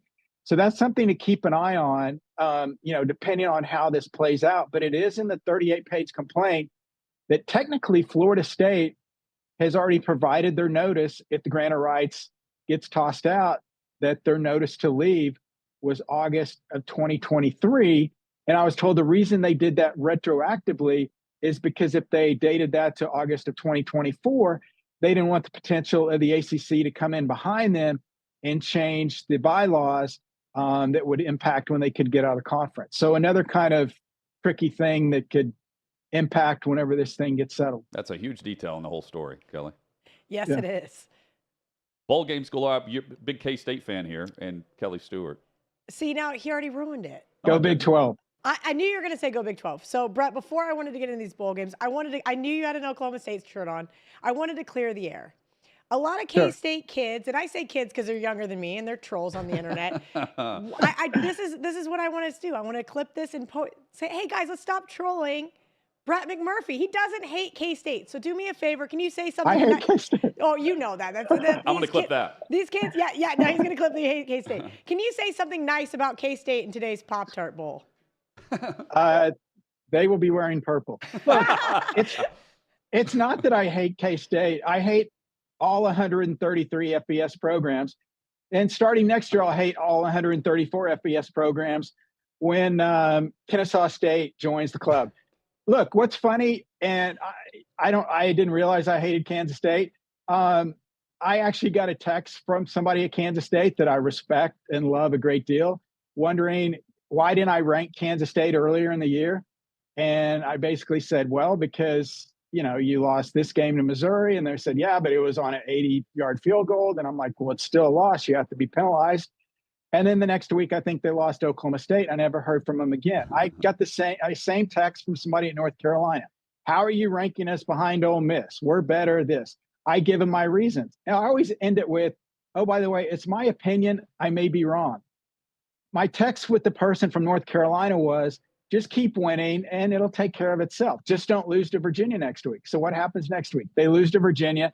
I never hear from that person again. So I understand how fan bases are, zeroed in on their specific teams, and they think there's an agenda that somebody, I guess me, hates their team or has a vendetta against their team. That's ridiculous. I think of all the teams the same, including Oklahoma State. I would argue that I vote in the AP poll I have for the last several years. I probably rank Oklahoma State lower than probably most other voters. And maybe it's because I don't want to be viewed as being a homer. But no, I don't hate or dislike Kansas State. Love Manhattan. And yeah, sorry, I can't. The thing is, you can't explain it. If when you try, they bring up another reason or whatever. And, so I don't know if this long ramble answered your question. Probably it didn't, but for what it's worth, and not because I hate Kansas State, but I think NC State wins the game. That's just my pick on the game. It has nothing to do with an allegiance to either school. Take the better defense plus the points. He works at the Action Network. He gets some good inside information. Motivated. I They want laughed 10 because wins I bad. figured it was an old Big 8 rivalry because I get accused of hating Texas. And I said, no, I just love betting against them because they're always overvalued. No, absolutely not. And I agree. Texas has been greatly overvalued until this year. First year they haven't been. They actually lived up to the hype. But no, it's on the total opposite of that. I actually want all the Big 8 schools to do well because of being, my ties to they were the Big 8 when I was there. That's how long ago it was. So no, I'm all for all the Big 8 schools doing well. It's not anything like, oh, they're from the Big 8, so I want them to do poorly. That is certainly not the case. Well, I appreciate your ability to look at things objectively from an X's and O's, from a math standpoint, as opposed to most fans. But I had to laugh because I told a buddy, I was like, oh, Brett's coming on the show today. He's like, can you ask him why he hates us? I'm like, guys. But you're I know. right. It's like people so another narrative, which I've seen, is I supposedly hate Missouri because last year I reported Missouri would not play Kansas in a bowl game. That was a fact. Their athletic department was telling anybody with a heartbeat, we are not going to play Kansas in a bowl game. Eli Drinkwitz told ESPN's basketball commentators during the Kansas-Missouri game, we did not want to play Kansas during a bowl game. We don't want to waste that rivalry in a nondescript bowl game. He basically confirmed what I reported, but I'm the bad guy because I hate Missouri because I reported that. And then it got twisted because they talked to the Liberty Bowl guy and he said, well, no, we were never going to pit Kansas and Missouri together. I know, because that was not an option. Missouri did not want to play Kansas in the Liberty Bowl, in the Sugar Bowl, in the Super Bowl. And that is a fact. But because I report that, oh, you hate Missouri. And no, look, if I'm Missouri, I wouldn't want to play Kansas in a bowl game either. You've got nothing to gain out of it. Absolutely. I agree with that. But because I report that, it's, oh, you hate Missouri. But well, look, I appreciate you clearing the territory. air because KU fans sure spun that narrative differently. Well, yeah. I mean, look, if I'm Missouri, I would not want to play Kansas in a bowl. You have nothing to gain. Going forward, if I'm Oklahoma, I would not want to play Oklahoma State in a bowl game because you've got nothing to gain from it except ending a one-game losing streak to the Pokes. But other than that, you are supposedly the better off team now. You have nothing to gain by playing a team in a, quote unquote lesser conference. I know how that works. I totally understand that. But, people kind of view it how they want to view it. Greg McMurphy with us of the Action Network. From a different point of view here on the Michigan Harbaugh saga, what does Michigan expect Jim Harbaugh to do after the college football playoff? I don't think they know. I mean, Harbaugh was asked about that, yesterday out here in Pasadena and, about the NFL. And he's like, well, such a one-track mind. That's the way we've gone about things. Literally, whatever day we're in, yada, yada. He didn't answer the question, which is fine. What did people expect him to say? Hey, guys, I'm leaving for the NFL after the playoff. He's not going to say that. I think, privately that you probably think, this is Jim Harbaugh's last year. Yeah. I think it is. That's not any inside information. I'm not reporting that. You asked for my opinion. My opinion is I think this is his last year. I thought that before this season. And then everything popped up with the NCAA, the violations from the practicing or whatever went on during COVID, which they just got their notice of allegations for that. And then you bring in the sign stealing stuff. And then you just got all the uncertainties surrounding college football with NIL and transfer portal and everything else. I mean, if you're a head football coach nowadays, why wouldn't you want to go to the NFL and not have to deal with all this mess and just be able to coach football and coach players and not deal with NCAA, NIL, collectives, what you can't do according to the rule book that changes every day. I just always have thought Harbaugh was an NFL guy. I actually think he's lasted longer at Michigan than I thought he would. And I think probably a lot of other people would think that also. But, certainly he's flipped the switch on the Ohio State series. This is a big game for Michigan. They've gotten to the playoff, but they haven't been able to get that elusive national championship. Is this finally the year? We'll have to find out. But, either way, it's my opinion, like my AP vote. I could be wrong, but I just think this will be Harbaugh's final hurrah at Michigan. Greg Murphy, I can see it now. I hate Kansas State. I've already got the tweet teed up right here. Yeah. I'm a journalist, Mom. Look. Brett, thank you for the time, man. Confirms. We always enjoy the conversation here on the show. Hey, anytime, guys. Have a great New Year. Yep, same to you. Happy New Year. Brett McMurphy, Action Network out there in Pasadena. What a good sport. It's great. I totally put him on the spot. I love his answer, too. He's like, everyone hates me. Yeah, same. I get it. People, facts over feelings. This is OutKick, remember? Yeah, it is. And I mean, he's reporting the truth. And not allowed to do that. I hate you. I hate you all. No, he said, I hate you all. Yeah. All 130, however many we got coming up. More and more. Armando Salguero's coming up here on Hot Mic.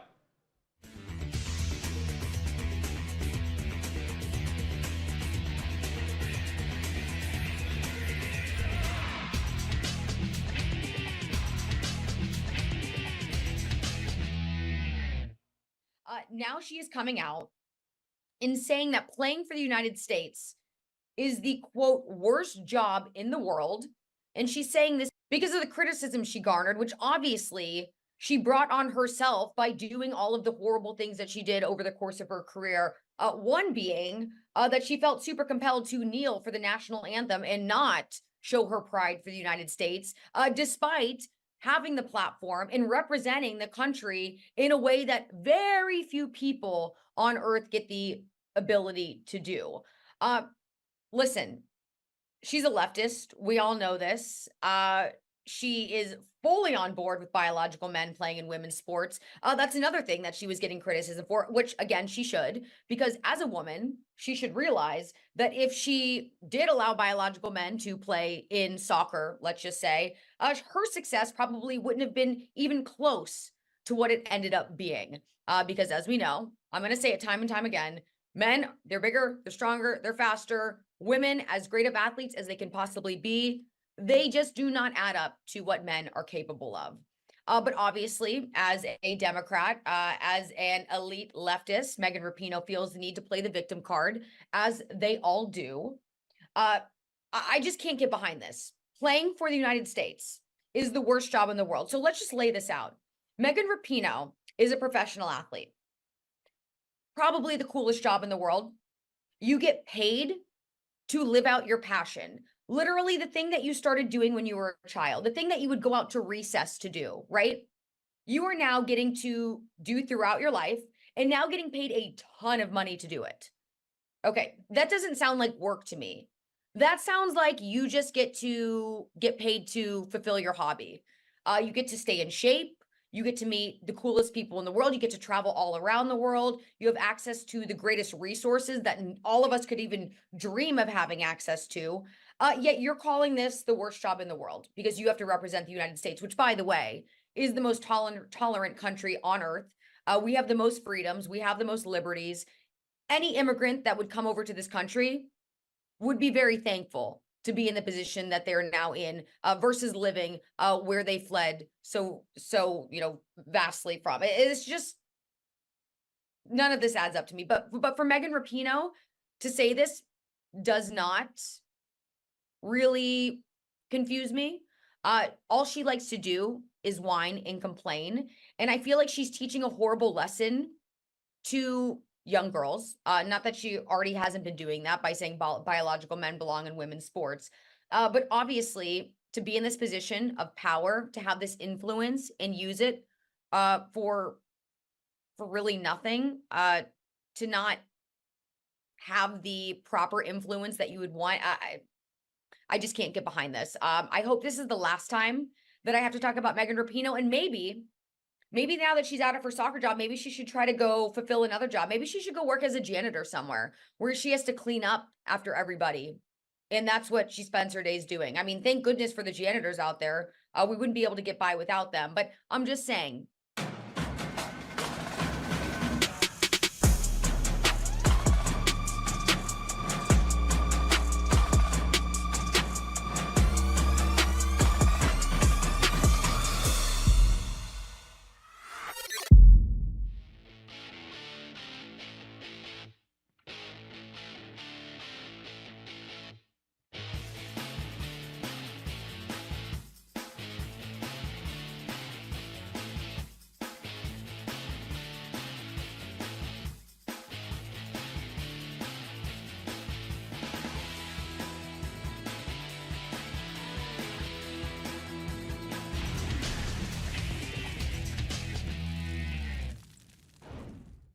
Sixth and Peabody, our location with EHOP Beer and Old Smoky Moonshine. Glad you're with us for Hot Mic with Hutton and Withrow here on the OutKick Network. Kelly Stewart in for Chad this week.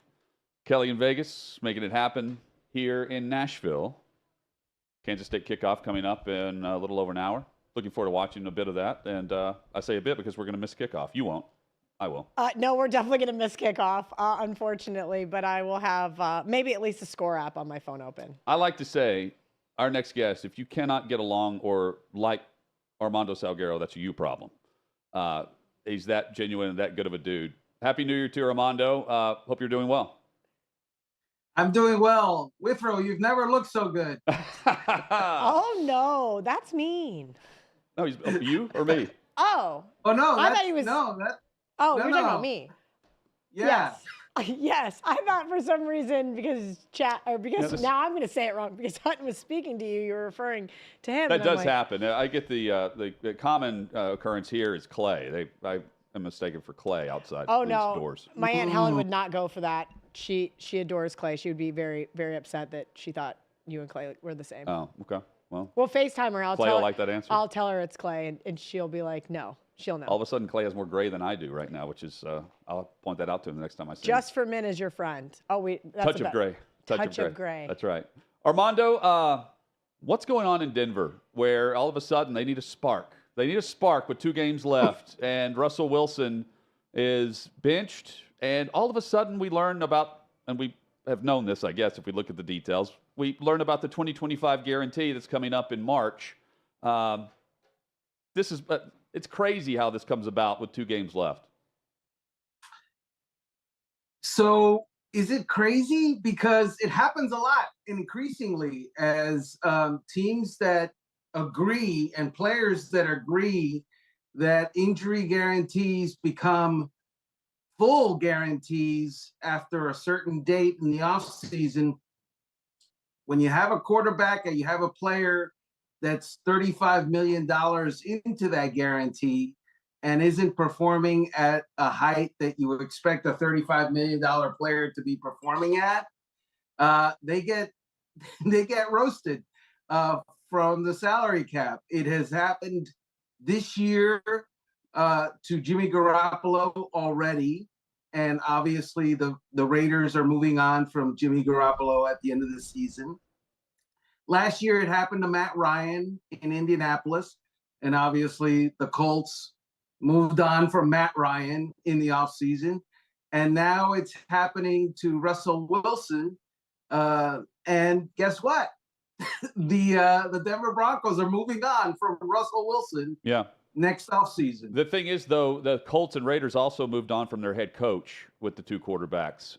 That's the difference. And the salary cap factor in the money, I'm thinking, okay, what message is it sending that when the league is set up to be very average, that a very average team, when it's all said and done, Denver, is more concerned about paying the quarterback than they are actually telling the fans, we're going for it?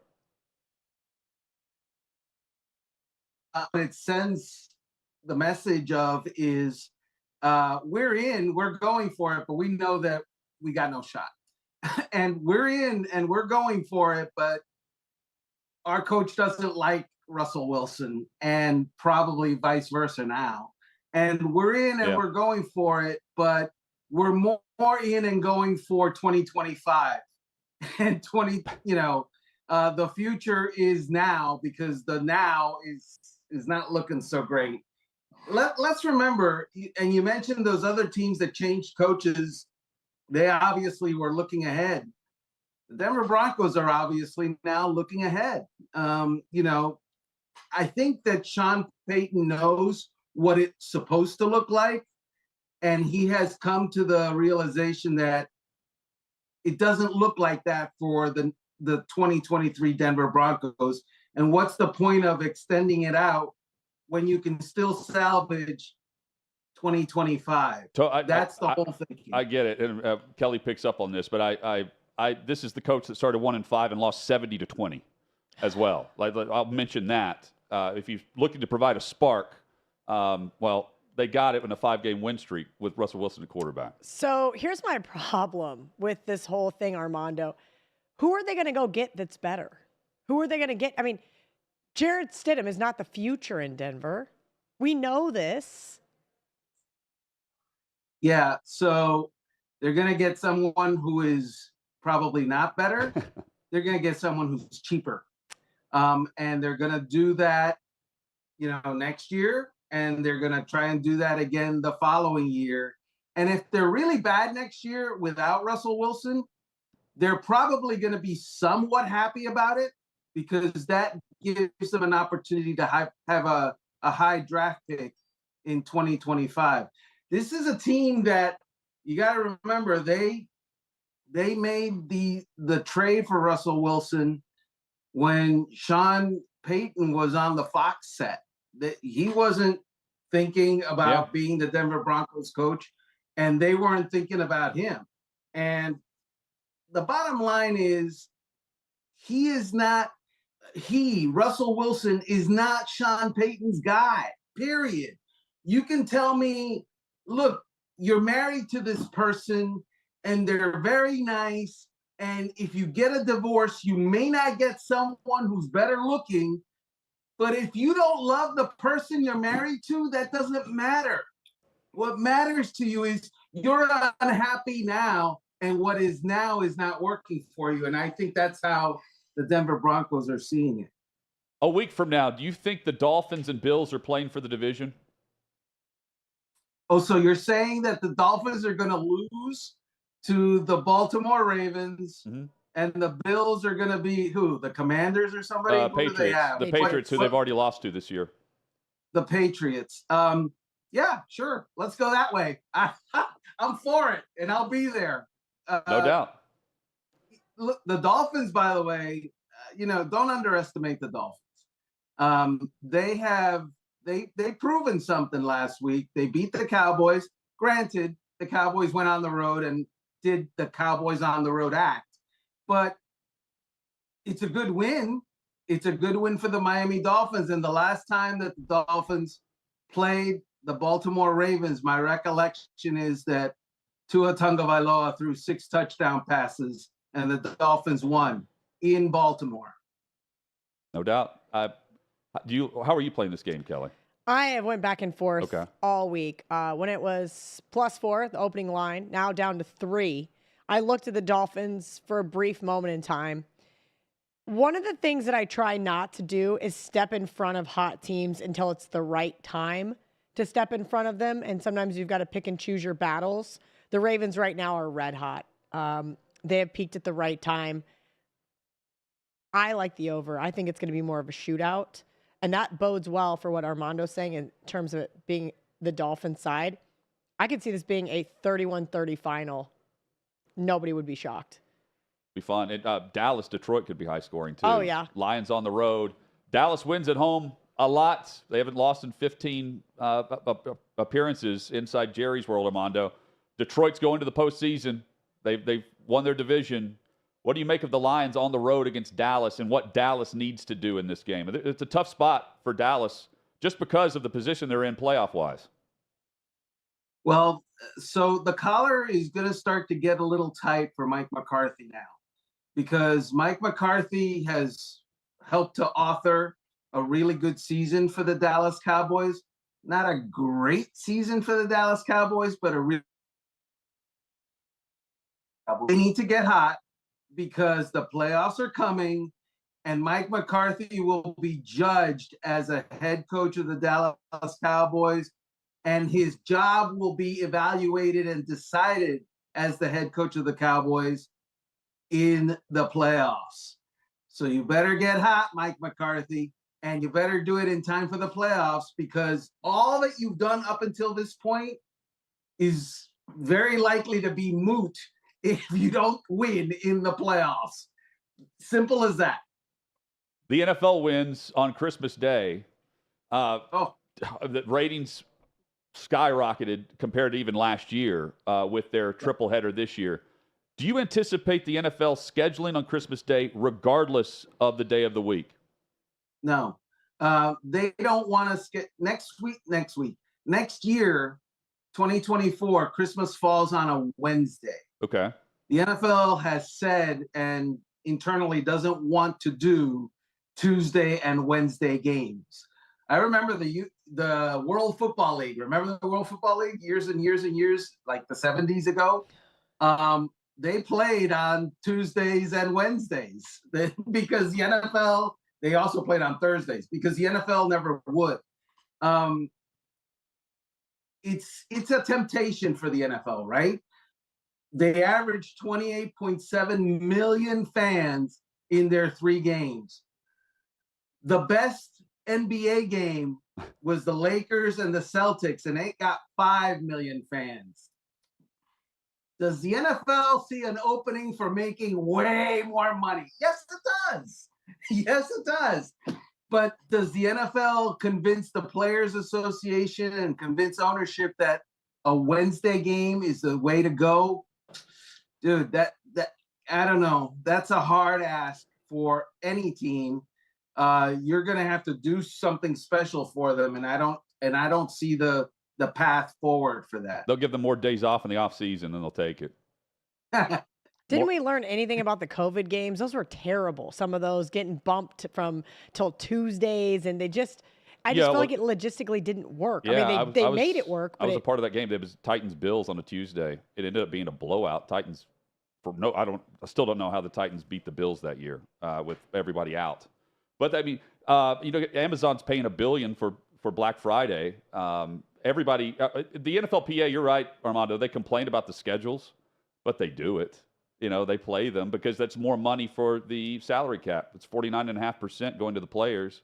And if you have another streaming service that wants to jump in, and there's more billions coming in, I bet they'll create it for that one day. It's hard to stream on Christmas, though, isn't it? I mean, it's hard to do that on for every single game on Christmas when it's a Wednesday. Yeah, but it's Christmas Day. When it's a Wednesday, it's not going to occur that often. It's just you have to have a concession like every next now year, and Wednesday, then. Christmas will be on Tuesday. Is it Tuesday or Wednesday? Armando said Wednesday. Or maybe, but usually it's the next year is like just one day forward. So I love the idea. Yeah. I was cooking all day in Christmas. I have one of those kitchens that you can see the dining and the living room. I had a huge TV on, and we did not change the channel. Grandma sat her butt on the corner of that couch and watched all 3 games, as did I. I mean, I loved it. Armando, the Peacock will have a Peacock-only broadcast for one of the playoff games of Wild Card Weekend. Will it include the AFC South champion or the NFC South champion? Wow. I think it'll be the worst game. Yeah, I know. The NFC South champion is likely to be Tampa Bay. I think they've won 6 or 7 in a row. They're good, bro. They're good. I like the Bucs. They're good. Baker Mayfield better than Tom Brady 2022. How about that? You like that? Has he saved Todd Bowles' job? Yes. Absolutely. Well, I mean, we still got 2 games to go. Okay. So if Baker Mayfield suddenly reverts and the Tampa Bay Bucs suddenly revert and they're out of the playoffs, then things get a little dicey. So we know Washington's going to be open at head coach. New England, something's going to happen. You've pointed that out. What do you make of Arthur Smith expected to be back, but we don't know based on what Arthur Blank has said, the owner of the Atlanta Falcons. And just going through, we know Robert Sala's got the blessing of Aaron Rodgers. That means he's staying, as well as Joe Douglas. Is there a surprise coach out there? Is Pete Carroll retiring? Every year we discuss this. Where's the team that's going to be a surprise? I don't know that there is going to be Okay. a surprise, to be honest with you. The interesting one you just mentioned is Arthur Smith in Atlanta. Arthur Smith did something that ownership didn't love, and that is he lied to his quarterback. He told Desmond Ridder, "You're my guy," all season. And then he benched Desmond Ridder. And then he told Desmond Ridder again when he put him back in, "You're my guy until the end of the season." And then he benched him again. So, I have not considered that detail. For Arthur Smith. No. Armando, always a good look for our show when he joins us. Enjoy the weekend. Happy New Year to you, and we'll catch up next week. Happy New Year to you guys. Armando Salguero, OutKick.com is where you can find his great work and check out the 5 spots with Armando and Donovan McNabb, available at OutKick.com. Great podcast. Coming up, Kelly, we have one big thing on every NFL game. And Kelly will give us one big take on the line from Vegas and how she would play it or stay away from it. That's coming up straight ahead. Hot Mic with Hutton Withrow here on the OutKick Network. What you're experiencing is the bold taste of a Southern legend. Old Smoky Moonshine and Whiskey, authentic Tennessee mountain-style spirits. We believe in crafting flavors that were born from tradition but defy expectation, and pioneering a new experience with every sip. Because if it doesn't do this, it ain't this. Old Smoky Moonshine and Whiskey. Come on.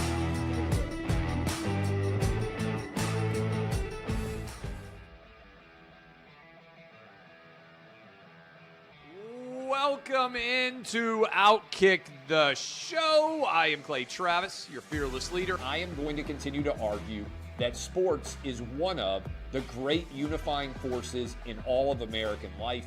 ESPN is a sinking ship. Democrats are now the party of the white, woke college graduate.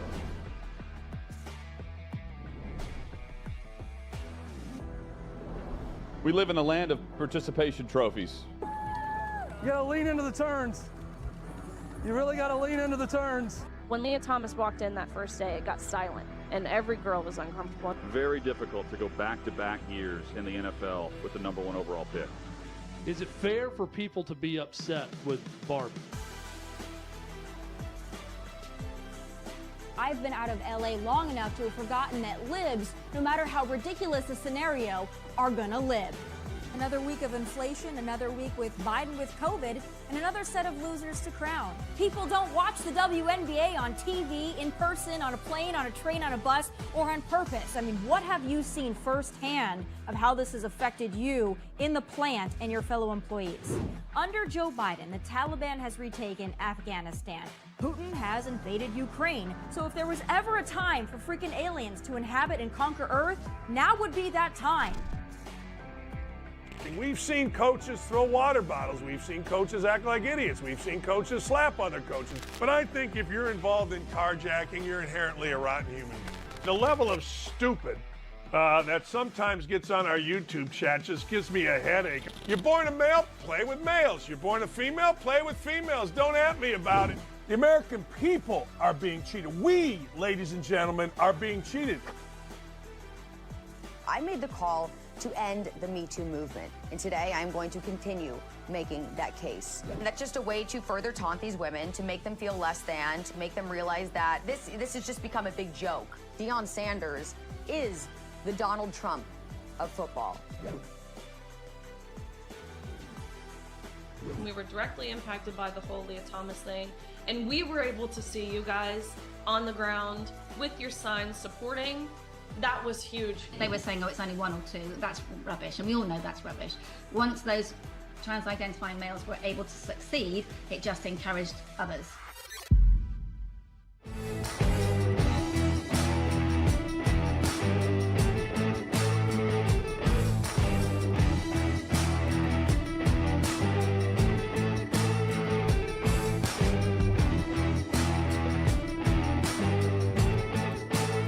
Old Smoky Moonshine and Whiskey. A bold taste of a Southern legend.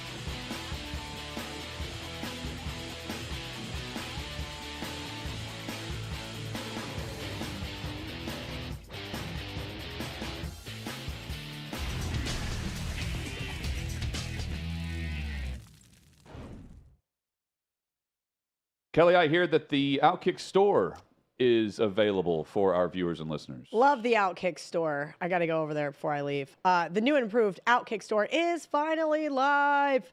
We stock up on T-shirts, hats, some sick golf polos. Travis Matthew, my favorite golf brand. Shop OutKick.com. Now with Shop.OutKick.com. I can read the periods. Shop.OutKick.com.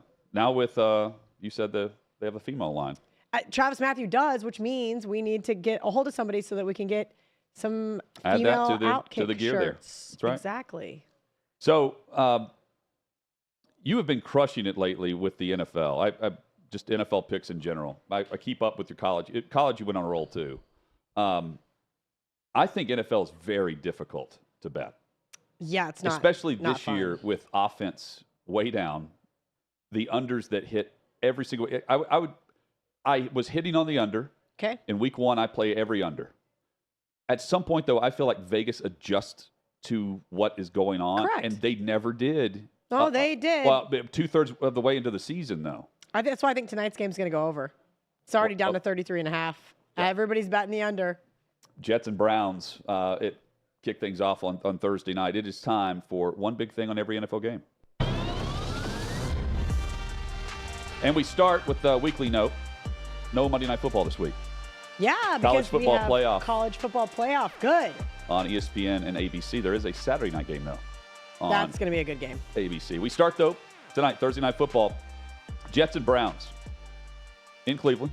Joe Flacco, all he's done is thrown for 300 or more yards in 3 consecutive games. He's thrown for more yards in his first 4 starts than any Browns quarterback. And, well, he has the Browns right there in playoff contention and in the playoffs, nowhere where they were supposed to be. 4th quarterback playing. Flacco now has 10 passing touchdowns in 16 quarters. Kenny Pickett has 6 passing touchdowns in 12 games. Zach Wilson, 8 passing touchdowns in 368 attempts. Flacco has 10 in 175 attempts in Cleveland. Stefanski, he's got to be coach of the year as of right now. He has the Browns at 10-5 without Chubb, no Deshaun Watson, and 10-5 with 4 different quarterbacks. They're facing the Jets. They have 28 fumbles at his team this season. What do you think, Taylor? Joe Flacco, under 233.5 passing yards. Okay. Under. I did place that wager. Currently, Browns 7-point favorites. It got as high as 7.5. I scooped one of those up as well. Look, this Jets defense last week, just abysmal second half to the Commanders. I think they step it up big here against the Browns. As you mentioned, Robert Saleh is coming back. Aaron Rodgers, let's finish the season strong. We're not quitting on our season. Okay. And we have an opportunity to play spoiler to somebody else's. Saturday night, Lions visit Dallas. The Cowboys hosting here. And, well, the Lions, they know they're in the postseason. They're winning their division. Since 1957, they have exactly one playoff victory. A 38-6 defeat of Dallas in the divisional round of the 1991 playoffs. And that was 3 years before Jared Goff was born. It's been a while. And now, well, they're back in Dallas, a chance to send Dallas going home with a loss, which they haven't done in 15 straight games. The pass defense in Detroit has been a liability for longer than just the last month or so. They gave up 411 yards to Nick Mullins last week. And I know Mullins, well, he threw, 4 picks? 4 picks. They're benching Mullins. Correct. And we'll talk about that on Sunday Night We Football. will, but just for the sake of Detroit, the guy who got benched threw for 400 yards against them last week. Correct. Also, you kind of have to wonder, where's Detroit's head? They're currently 5.5-point underdogs. Totals come down, though. People have been betting the under here. Under 53 is the current total. The Lions just clinched the division for the first time in forever. Maybe they're feeling pretty good about themselves. I'd like to think that Dan Campbell has this team focused. This is a big win. If they can go into Dallas and get this win, Dallas, the whole home road dichotomy that we've discussed several times on this week, something's got to give here. They are 6-1 at home, 6-1 against the spread at home at that. I want to take the Lions. I'm this close to taking the Lions. I'm a big sucker for the underdogs. I want to as well. Dak Prescott 7-1 against the spread, coming off a loss the last 2 seasons. Ravens hosting Miami. The Ravens, they're coming off of a near perfect performance against what is a perfect roster that's been assembled in San Francisco. And, well, Miami coming off a big win against a good team last week against Dallas. The Dolphins, 2 games ahead of second-place Buffalo in the AFC East. And that's big because they're facing, of course, Baltimore on the road. Buffalo has New England, who they lost to earlier this year, but they have New England. If Buffalo wins, Miami loses, next week is for the division, and the winner clinches the AFC East in a home playoff game. Tyreek Hill playing through an ankle injury, and Jalen Waddle, he suffered a high ankle sprain last week. The Ravens have clinched a playoff berth. They can clinch the division with a win and a Cleveland loss. Which way you go here quickly? This is tough. I gun to head Dolphins. Okay. Dolphins, but only because I need the AFC East plus 275 for the Dolphins. Bills hosting the Patriots. The most impressive aspect of Buffalo's winning streak here is that Josh Allen, he hasn't been incredible week to week. He's throwing for under 100 yards in a win. The Bills are playing complete football right now, and they're doing it on the ground. And, well, they're going to try to do it against New England's defense. The Bills have scored 20 or more points in 6 straight games, and it's hard to win in Buffalo this time of year. They are 17-3 in their last 20 games when hosting. And it's tough to beat a team twice. I'm not laying 13.5 here with the Bills with Miami on deck. Bill Belichick has proved he likes to play spoiler. He did it last week in Denver. Let's go with an under here. Let's go with an ugly under. Okay. Under 40. I wonder if weather plays a factor. I don't know. I haven't checked on that. But I want to know that the under can be just a sloppy game that we don't even watch. I think that's what it's going to be. Maybe another game we may not even pay attention to. Falcons against the Bears. However, pay attention to what the Bears are doing at the end of the season here. They've won 4 of their last 6 games, and they're 2 or 3 plays away from going on a 6-0 stretch during this run. And they're scoring some points. But when the Bears, when they allow points, when they allow 20 points or more, Justin Fields, they are 21-0 against the Justin Fields Bears team when the defense gives up 3 touchdowns. Wow. Can the Falcons do that, though? I don't think they can. No. Bears 3-point favorites here. I can't lay points with the Bills, or the Bears, excuse me, just like I can't lay points with the Broncos. I don't trust them enough. But they are finally completing games. I mean, you and I spoke about what happens if they don't ever play a fourth quarter. Well, they'd have a much better record. They'd be in the playoffs. Titans on the road against the Texans. They have now gone 34 straight games without scoring 30 points. It's the longest active streak in the NFL. Of course, that tops their record franchise history. I'll say Will Levis practiced in full capacity yesterday. Same for today. C.J. Stroud is back at practice for Houston. That matchup should happen. So this one opened 3.5 for the Texans. Got bet to 4.5. Then went to 5.5 today. I said, guess C.J. Stroud's playing. As of right now, it's off the board. You know what that means? He's playing. We don't know what the hell's going on. He was limited in practice or something. Bookmaker said, nope, somebody's got better information than we do. No bets. Limited participation, I guess. Let's see. Raiders and Colts. The Colts have won 5 of their last 7, but they've recently been blown out as well by the Falcons and Jake Browning's Cincinnati Bengals group. Minshew has made 6 starts where his opponent is on short rest since 2020, and, well, he's 0-6 with his opponent on short rest. They get the Raiders. Yeah, I laid 3.5 for the Colts. They're my best bet this week. Buy low spot on the Colts. Raiders showed a lot of grit last week in Kansas City, but no offense. Jacksonville at one point was 8-3. They're hosting Carolina, a Panthers group that scored 30 points last week. First time they've scored more than 20 points in 9 games. Yeah, I'm on the Panthers, plus 6.5. They didn't march out of 7, the bookmakers. The reason why? Come on, guys. The water's warm. You want to bet the Jacksonville Jaguars with us? Oh, without Trevor Lawrence? Trevor Lawrence he's playing. He's not playing. With a sprained shoulder? He always plays. This guy He was always limited, plays. yeah. We have to assume. Well, he went through individual drills today. Whether he's hurt or it's CJ Beathard, I don't care. This Panthers team's a little rejuvenated since firing their coach and finally getting a win. They proved it last week versus the Packers. Giants and Rams in New York. Rams are one of the league's hottest teams that score at least 28 points in their last 5 games. Giants are the worst team in the NFL in point differential. And the Rams have scored at a high level to where they're right there as a wild card contender. They would go on the road potentially against Dallas at this point. Yeah, I don't fully understand this line. Giants off a really close loss to the Eagles, who they play next week What's as the well. spread? 6. And we saw it come down all the way to 4.5, now back up to 6. So somebody initially liked the Giants and then came back and played the Rams. We call that a head fake in Vegas. Tyrod Taylor starting for New York. DeVito to the bench. Cardinals and Eagles. The Eagles secondary, a liability for Philly's defense. Can Kyler Murray put together his biggest game through the air since he's returned? That's what this game comes down to. If Arizona, who has been much more competitive than I expected. The record, it's a lot like Chicago last year. They've played some close games. They've also been boat raced. And can Kyler Murray exploit the Philly secondary? I keep hearing Kyler Murray is going to be a Viking next year. Does he really care? Does this team care at all? The only thing they can do is hurt themselves in draft picks, correct? They can only hurt themselves. That is correct. And Eagles. They did the anti-move of Russell Wilson because he also has an injury guarantee, and they played him anyway. Correct. I think he cares. Well, kind of. It's interesting because then the Eagles have the Giants next week. That's right. And a team that they need to be focused for. No play there for me. It's really hard for week 17 and 18 to start figuring out which teams care, which teams want to just pack it in for the season. You've got to put it together now. You're one of the contenders, a true contender. Correct, but the Cardinals may have just packed it in last week in Chicago.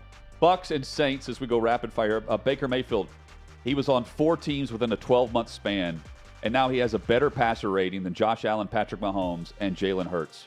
That is a comeback season, and he's going to get a contract to stay in Tampa. 49ers Commanders. Brock Purdy, an opportunity here to bounce back against the Commanders and a league worst pass defense. They travel now across country for San Francisco coming off that loss. So real quick, I'm on the Saints plus 2.5. Okay. And then I'm on the Commanders plus 13.5. Okay. Christian McCaffrey, 21 touchdowns this season as a team. Commanders have 19. Late afternoon, Steelers and Seahawks. Seattle's 8-7. And they have Pittsburgh this week, Arizona in the season finale. It's going to be an absolute under snooze fest. Take the under 41. Okay. Chargers on the road against Jarrett Stidham's Broncos for the win. Chargers are 0-6 in games decided by 3 or fewer points. It's a close game, or is it not? They're always close games. The Chargers playing close games. That's what they do. I think there's a little overreaction to the drop-off between Russell Wilson and Jarrett Stidham. I could be dead wrong. Okay.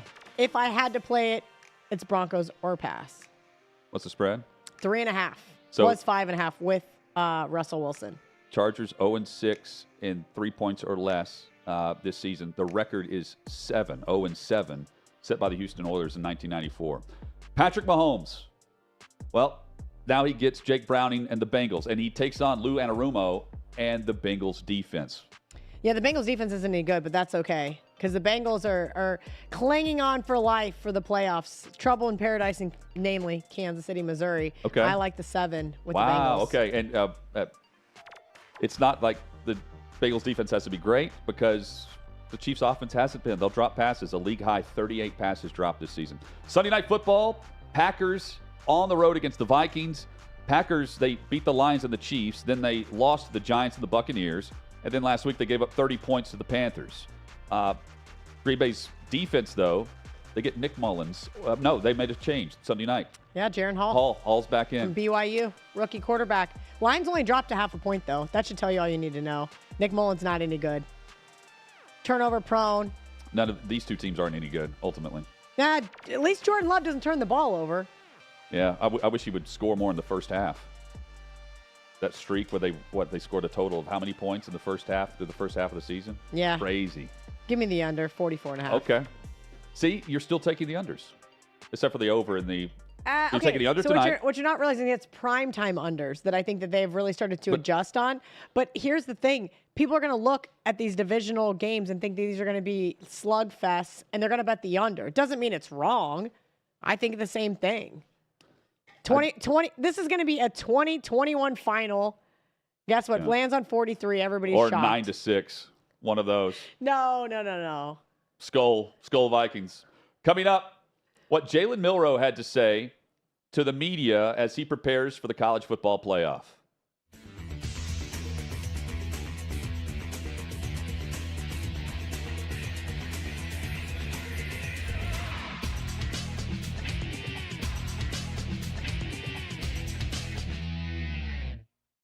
Who gives a rat's ass whether Stephen A. Smith is happy or not? Stephen A. Smith is not happy about the leadership of Steph Curry. Now, I want you to think about this for a second. Stephen A. Smith, until ESPN got all woke and decided we need an African-American face, had been fired from every job. I remember driving into my show, and when he replaced, oh, man, my man, I forget his name, out of D.C. I love the guy.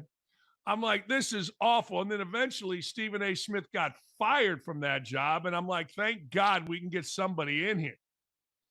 Well, Stephen A. Smith, because ESPN decided, oh, my God, diversity hire. They hire Stephen A. Smith, and to Stephen A. Smith's credit, he has taken off and ran with it. Good for him. He's done a great job. He's easy to work with by all accounts. His producer ran a porn store. That's true. Had a porn company. But I digress. I don't know if she still is the producer, but one night when everybody got snowed in, I was just having a drink with a couple of guys, and she was sitting there, and they started talking about her porn company, and I was intrigued. Anyway, true story. Next thing you know, Stephen A. Smith played at Winston-Salem. He averaged no points. Smokey Gaines, legendary head coach, had to kick him off because he was such a pain in the ass. But yet somehow, some way, Stephen A. Smith can attack. That's right. He can attack Steph Curry. Now, look, I'm not mad at the premise. I'm not mad at the premise of, look, Golden State Warriors, why don't you do something with Draymond Green? But I am not happy with Stephen A. Smith being the guy. Here's what Smith said. Where's the leadership? Where's he at? What kind of impact is having? That is is he having? That's Stephen A. Smith on Steph Curry. Well, see, this is what you don't do. You don't respond back if you're Steve Kerr, because that is what Stephen A. Smith is dying to have. I told you the story, Eastern Conference Finals, Pacers and the Heat. I think it was. He's walking around trying to look important, and guys are laughing at him because they know he doesn't know jack shit about basketball. So Steve Kerr jumps back. For anyone to question Steph Curry's leadership, is actually kind of sickening. Saw some of that yesterday. Disgusting. We're talking about one of the finest human beings that I've ever been around, but that's the climate we live in. We're going to question Steve Curry's leadership. Really? You're going to do that? Think about that. And Kerr's not wrong. Look, Stephen A. Smith is a gutless wonder. Stephen A. Smith doesn't have nothing. I mean, he don't have nothing. He's got no basketball chops. You hear him talking basketball on TV. He doesn't know nothing. I mean, he may know something compared to Chimmy O, whatever the hell her name is, or whatever the hell Doris Burke. They may know something compared to those two. But he don't know nothing when it comes to real basketball. He's a fraud. He's a talker. He doesn't know a damn thing. But anyway, Steve Kerr jumped right into it, and that ain't good. We're asking. Steve Kerr said, according to Stephen A. Smith, Steve Kerr didn't mention me by name. I'll mention Steve Kerr by name. Disgusted with him. Oh, good. Be disgusted. No one is questioning Steph Curry as a leader. What we said was, if that was LeBron James, we would have said, where are you? Stephen A. Smith's response, no, he wouldn't have.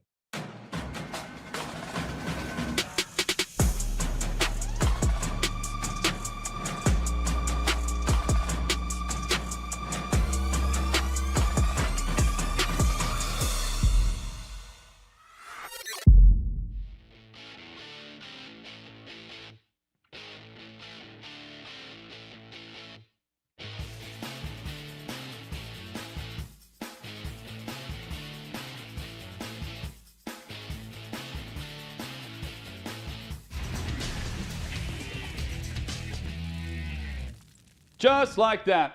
Final hours here for the Thursday edition. Hot Mic with Hutton and Withrow across the OutKick Network. Kelly Stewart joins us in studio, in for Chad, who is in Nebraska celebrating the holidays with his family.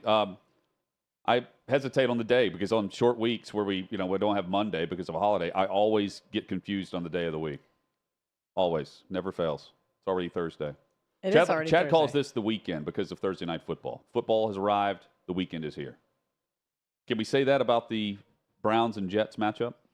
Oh, gosh. Are you going to be glued to that game? Oh, no. I'm going to be glued to the Pop-Tart Bowl. I know. The Pop-Tart Bowl featuring Kansas State. And you're if it goes poorly against NC State, I'm going to make you go to the Mexican restaurant across the street and just start having margaritas instead of watching the Thursday night football game. Spicy margaritas. Always. Okay. Jalen Milroe, great story in Tuscaloosa. I think I've overlooked this headline or the storyline in Tuscaloosa more than most because I don't know, it's Alabama. They're expected to win and they're expected to be in the college football playoff. But I do believe Saban's done a great job with this roster where at the end of September, going into October, he's done. He's going out of coach. Everyone says that every year about Saban. He's going to go out losing, not winning. Didn't make the playoff last year as a 2-loss team. And then there's Milroe, who was a part of this because it was on Saban after going with Milroe, and he wasn't good. They benched him, and now he's back, and he leads Alabama, improving week to week, where they have really developed him in a great way. Developed him at quarterback. Milroe, speaking to the media ahead of the matchup against Michigan out in Pasadena, had this to say about former offensive coordinator Bill O'Brien at Alabama when he arrived and the fact that, Bill O'Brien wanted him to play a different position. Was there a moment where someone wanted you to play a different position or something and you kind of said, no, I'm a quarterback? Shoot, all my life, even when I was in college. Shoot, my own offensive coordinator, Bill O'Brien, told me I shouldn't play quarterback. So, there's a lot of things I can, have motivation on, and that is something I have motivation from. Do you remember how you felt when you said that? How would you feel if I told you suck? Probably wouldn't like it. Okay then, so that's exactly how I felt, you know what I'm saying? So like, biggest thing for me, be true to myself and, stay the same. Nothing changed about me. Only thing that changed me was I had the opportunity and I seized it. And so for me, the biggest thing was just stay true to myself and, add a bigger purpose to anyone's opinion. He told me a bunch of businesses I could have switched to, but look where I'm at right now. So, you know what I'm saying? So who gets the last laugh? I love this answer, and I love the way he has responded this season at that spot where he's benched. The game he's benched at, he's taking on South Florida in Tampa. He's on the sideline. He's the backup quarterback. He's the third string, actually. But he is the leader on the sideline, just like he would be as the starter to begin the season.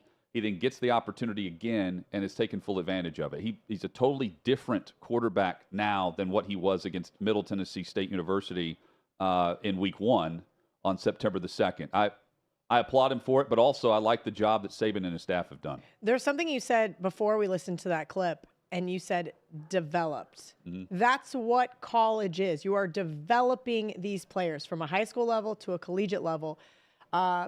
Should I be shocked that Bill O'Brien said that? Is he the first guy, coordinator, coach, whatever, to say that to a player? Of course not. Tannehill was a wide receiver. Exactly, right? Or Colin Klein was a wide receiver out of the state of Colorado and ended up playing quarterback for Kansas State. People told Tim Tebow you should be a tight end, right? Like, we've heard these things before, maybe not quite as blunt as Milroe said it, but that's exactly what happened. He has been developed in a Nick Saban system.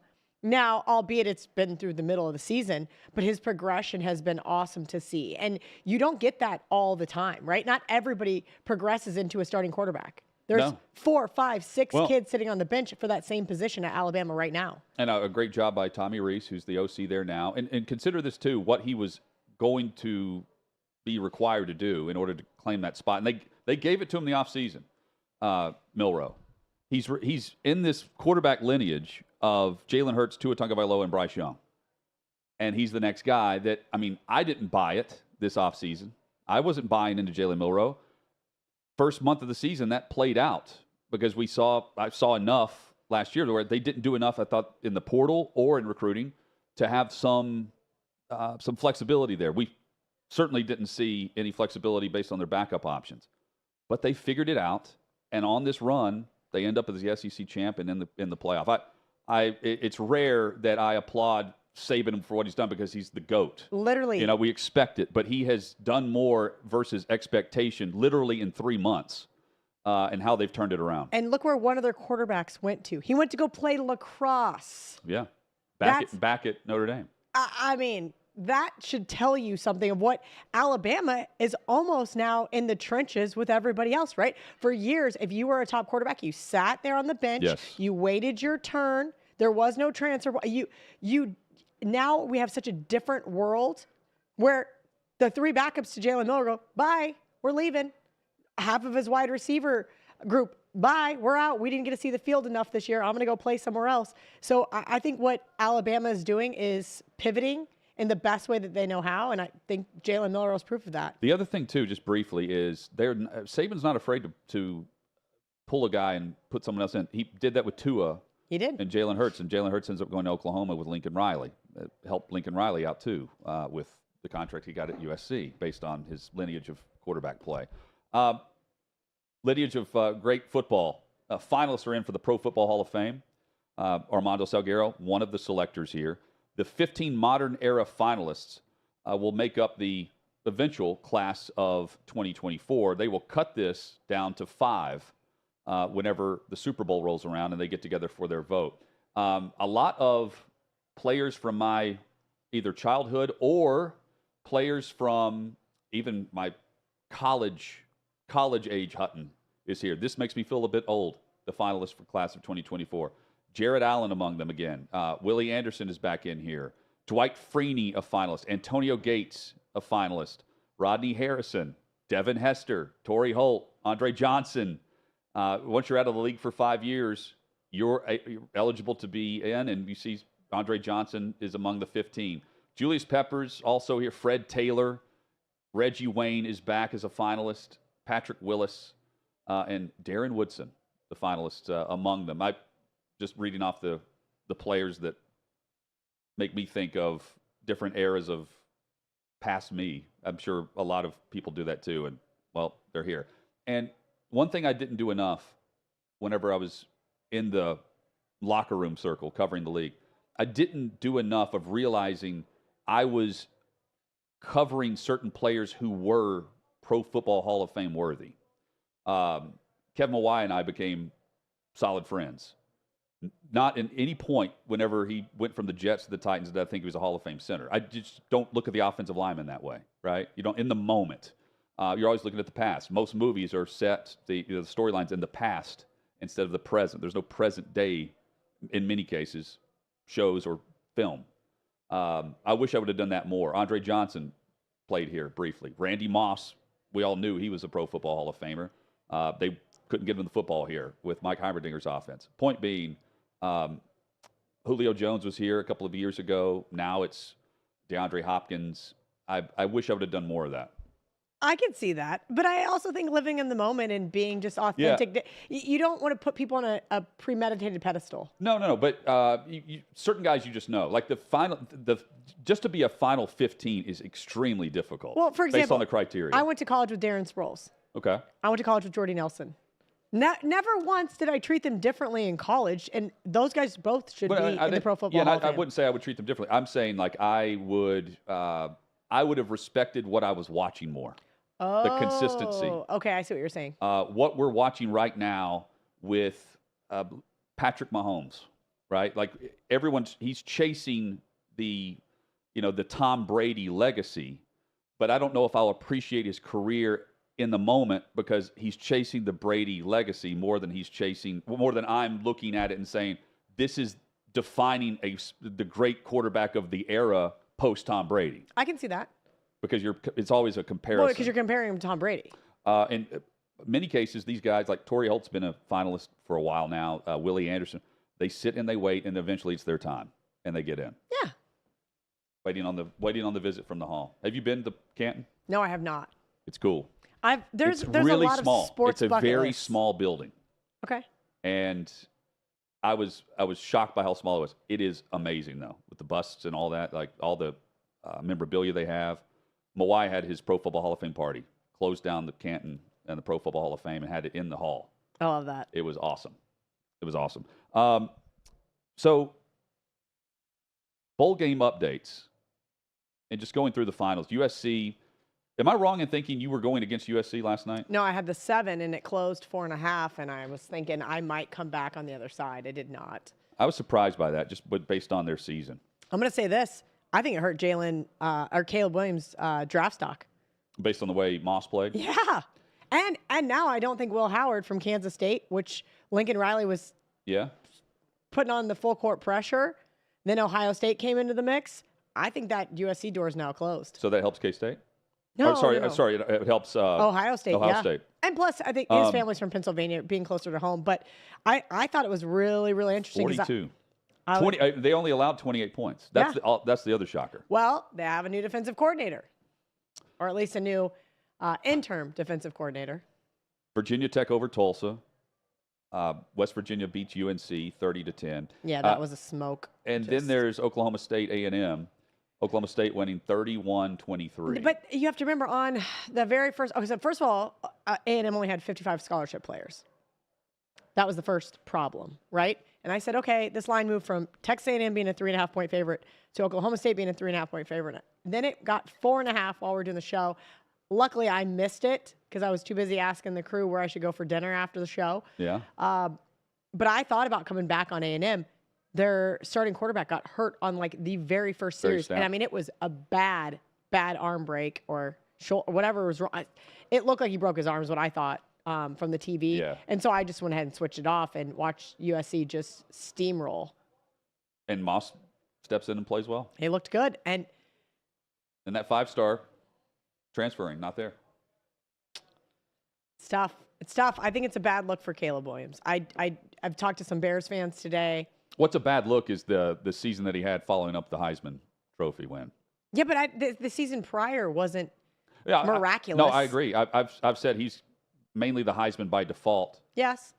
Because C.J. Stroud could have won the Heisman against Michigan, didn't, and it was Hooker that was the favorite or right there. And then he gets hurt. He gets he gets hurt, and then it's Caleb Williams. Yep. And he gets the majority of the vote. Tonight, is there a best bet for tonight's games? No. Okay. You don't like any of these? No, I laid 3.5. level. Full disclosure, I laid 3.5 with K-State weeks ago. Colin Klein, offensive coordinator, goes to A&M. So that was the first hit. Then Will Howard. And I knew Will Howard wasn't going to be starting in the bowl game, most likely anyway, but he announced he was transferring. Then Oregon cherry picks our best defensive player off of our roster, and he enters the transfer portal and then subsequently goes to Oregon. I'm still ruined. It's just the transfer portal is crazy. There's They need to just a move it. lot. They need to move it. There's just a lot that goes on before. True freshman Avery Johnson, who had 5 touchdowns against Texas Tech, will be the starter tonight. Do I think the lights are too bright for him? No. But at this point in time, me having a terrible number, I actually don't hate it because every single bowl game, the way it's moved against the market. Yeah. You like it now. Dead on loser. USC was one of the only You're in tickets I've cashed, and Air Force. Those are the 2 tickets I've cashed when the market agreed with me. Outside of that, it has just been a bloodbath. Neil Brown took a bath in mayonnaise. Yes, he did. In the Duke's Mayo Bowl post game.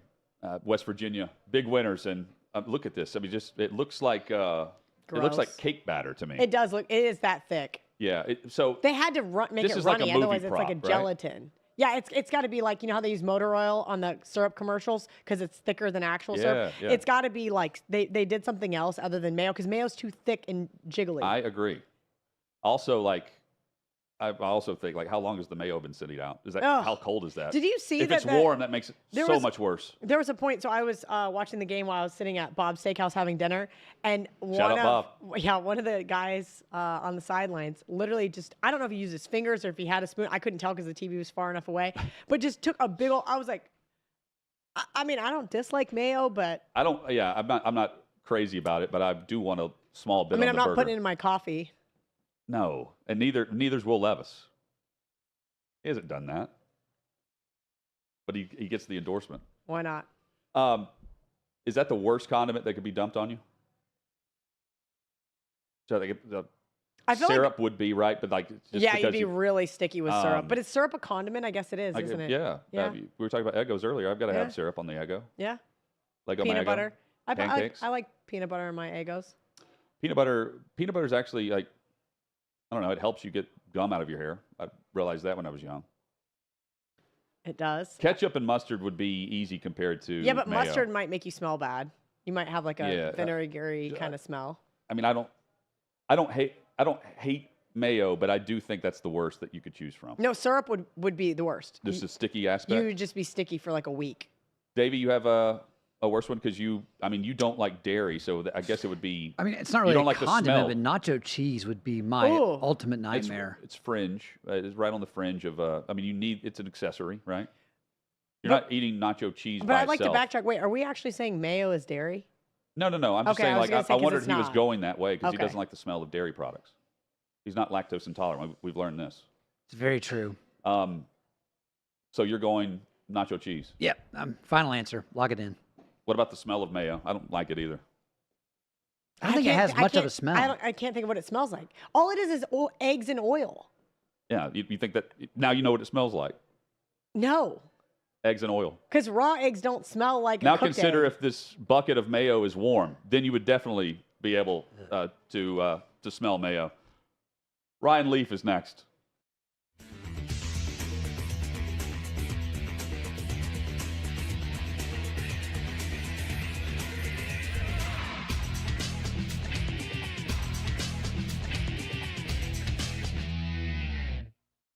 Now she is coming out and saying that playing for the United States is the quote worst job in the world. And she's saying this because of the criticism she garnered, which obviously she brought on herself by doing all of the horrible things that she did over the course of her career. One being that she felt super compelled to kneel for the national anthem and not show her pride for the United States, despite having the platform and representing the country in a way that very few people on earth get the ability to do. Listen, she's a leftist. We all know this. She is fully on board with biological men playing in women's sports. That's another thing that she was getting criticism for, which again, she should, because as a woman, she should realize that if she did allow biological men to play in soccer, let's just say, her success probably wouldn't have been even close to what it ended up being. Because as we know, I'm going to say it time and time again, men, they're bigger, they're stronger, they're faster. Women, as great of athletes as they can possibly be, they just do not add up to what men are capable of. But obviously, as a Democrat, as an elite leftist, Megan Rapinoe feels the need to play the victim card, as they all do. I just can't get behind this. Playing for the United States is the worst job in the world. So let's just lay this out. Megan Rapinoe is a professional athlete. Probably the coolest job in the world. You get paid to live out your passion. Literally the thing that you started doing when you were a child, the thing that you would go out to recess to do, right? You are now getting to do throughout your life and now getting paid a ton of money to do it. Okay, that doesn't sound like work to me. That sounds like you just get paid to fulfill your hobby. You get to stay in shape. You get to meet the coolest people in the world. You get to travel all around the world. You have access to the greatest resources that all of us could even dream of having access to. Yet you're calling this the worst job in the world because you have to represent the United States, which, by the way, is the most tolerant country on earth. We have the most freedoms. We have the most liberties. Any immigrant that would come over to this country would be very thankful to be in the position that they're now in versus living where they fled so vastly from. It's just none of this adds up to me. But for Megan Rapinoe to say this does not really confuse me. All she likes to do is whine and complain. And I feel like she's teaching a horrible lesson to young girls. Not that she already hasn't been doing that by saying biological men belong in women's sports. But obviously, to be in this position of power, to have this influence and use it for really nothing, to not have the proper influence that you would want. I just can't get behind this. I hope this is the last time that I have to talk about Megan Rapinoe, and maybe now that she's out of her soccer job, maybe she should try to go fulfill another job. Maybe she should go work as a janitor somewhere where she has to clean up after everybody. And that's what she spends her days doing. I mean, thank goodness for the janitors out there.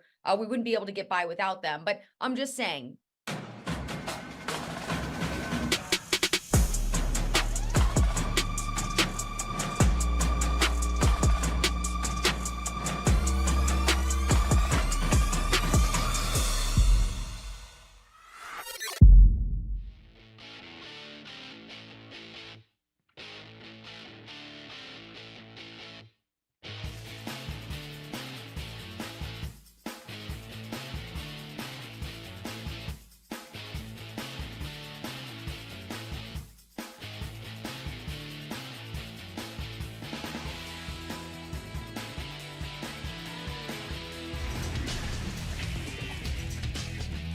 Kelly Stewart in for Chad this week. Kelly, of course, co-host of The Fade with Clay Travis. Plays in Australia. Yeah, Clay was missed this week. My good friend Joe Ranieri filled in, though. So the show is a lot longer when you have two analysts people than when it's just Clay going, here's my OutKick six-pack, deal with it. Roll through them. Yeah. With just straight ahead. Yeah. No, with, you know, Clay, no BS. No, and very definitive. Yes. Very definitive. Ryan Leaf joins us each and every week as we talk NFL and college headlines. Always great to chat with Ryan, host of the Straight Line Pod, which you can catch on any mobile or streaming device. Good to see you, Ryan. Hope things are well. Happy holidays and Happy New Year.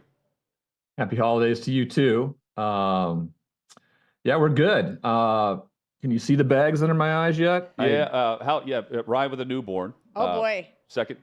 The daughter, beautiful daughter. For whatever reason, you forget about what the first few months are like. You're just like joyous and happy, and then all of a sudden you're like, okay, so I just go on 3 hours of sleep every day for the first 90 days of their lives. So I'll start just by the observation. You're wearing the Florida State shirt? Did you pick this out on purpose, or were you so tired that you didn't know what you were wearing? No, I always have an agenda. Okay. Don't get me wrong. All right, and I'm always repping. You know, there's Coach Norvell. You know, have me come out and speak to the team. I have a pretty good track record. It seems like teams I speak to have pretty good years every year. You choose 5 of these, right? I do. I choose 5 every year, and the first 5 coaches that reach out. I remember one year that Montana State had reached out, and Coach Sweeney down in Clemson was like number 6 or so, and I had to tell him, no, I'm heading to Bozeman to talk to the Cats. I'll get with you guys next year. So so Florida State was one of them. Missouri, you know, go Tigers. Duke, you know, and so we had a pretty good year. But I'm really proud of Florida State, really proud of Mike Norvell in particular. Some of the things he does when he goes about on the coaching on the off the field stuff was so impressive for me. And then, you know, just standing up for him and his squad, believing they should be in the college football playoff right now, definitely, but aren't. And have you watched have either one of you guys, other than maybe it's because you put some money on it, Kelly, have you guys watched a bowl game? I have yet to watch a snap of a bowl game so far. I do have a newborn, but that could be the difference. It's a great question because I have watched a ton of NFL and just college in passing so far. And I've watched games, yes. Kelly, meanwhile, has all the games on constantly. It's the most wonderful time of the year. Every game matters through bowl season based on the lines that are being set right now. I'm actually trying to think if there's a game I haven't at least caught at least a quarter of. Look, I get paid. I get paid to watch football. I haven't watched a snap of a bowl game so far this year, and I'm hesitant to believe that the first time I might turn a college football game on will be the Rose Bowl. I think that might be the first one on January 1st. Is the first one I'll throw in. Like I said, had a newborn here the last month. I've been calling NFL games the last 4 weeks.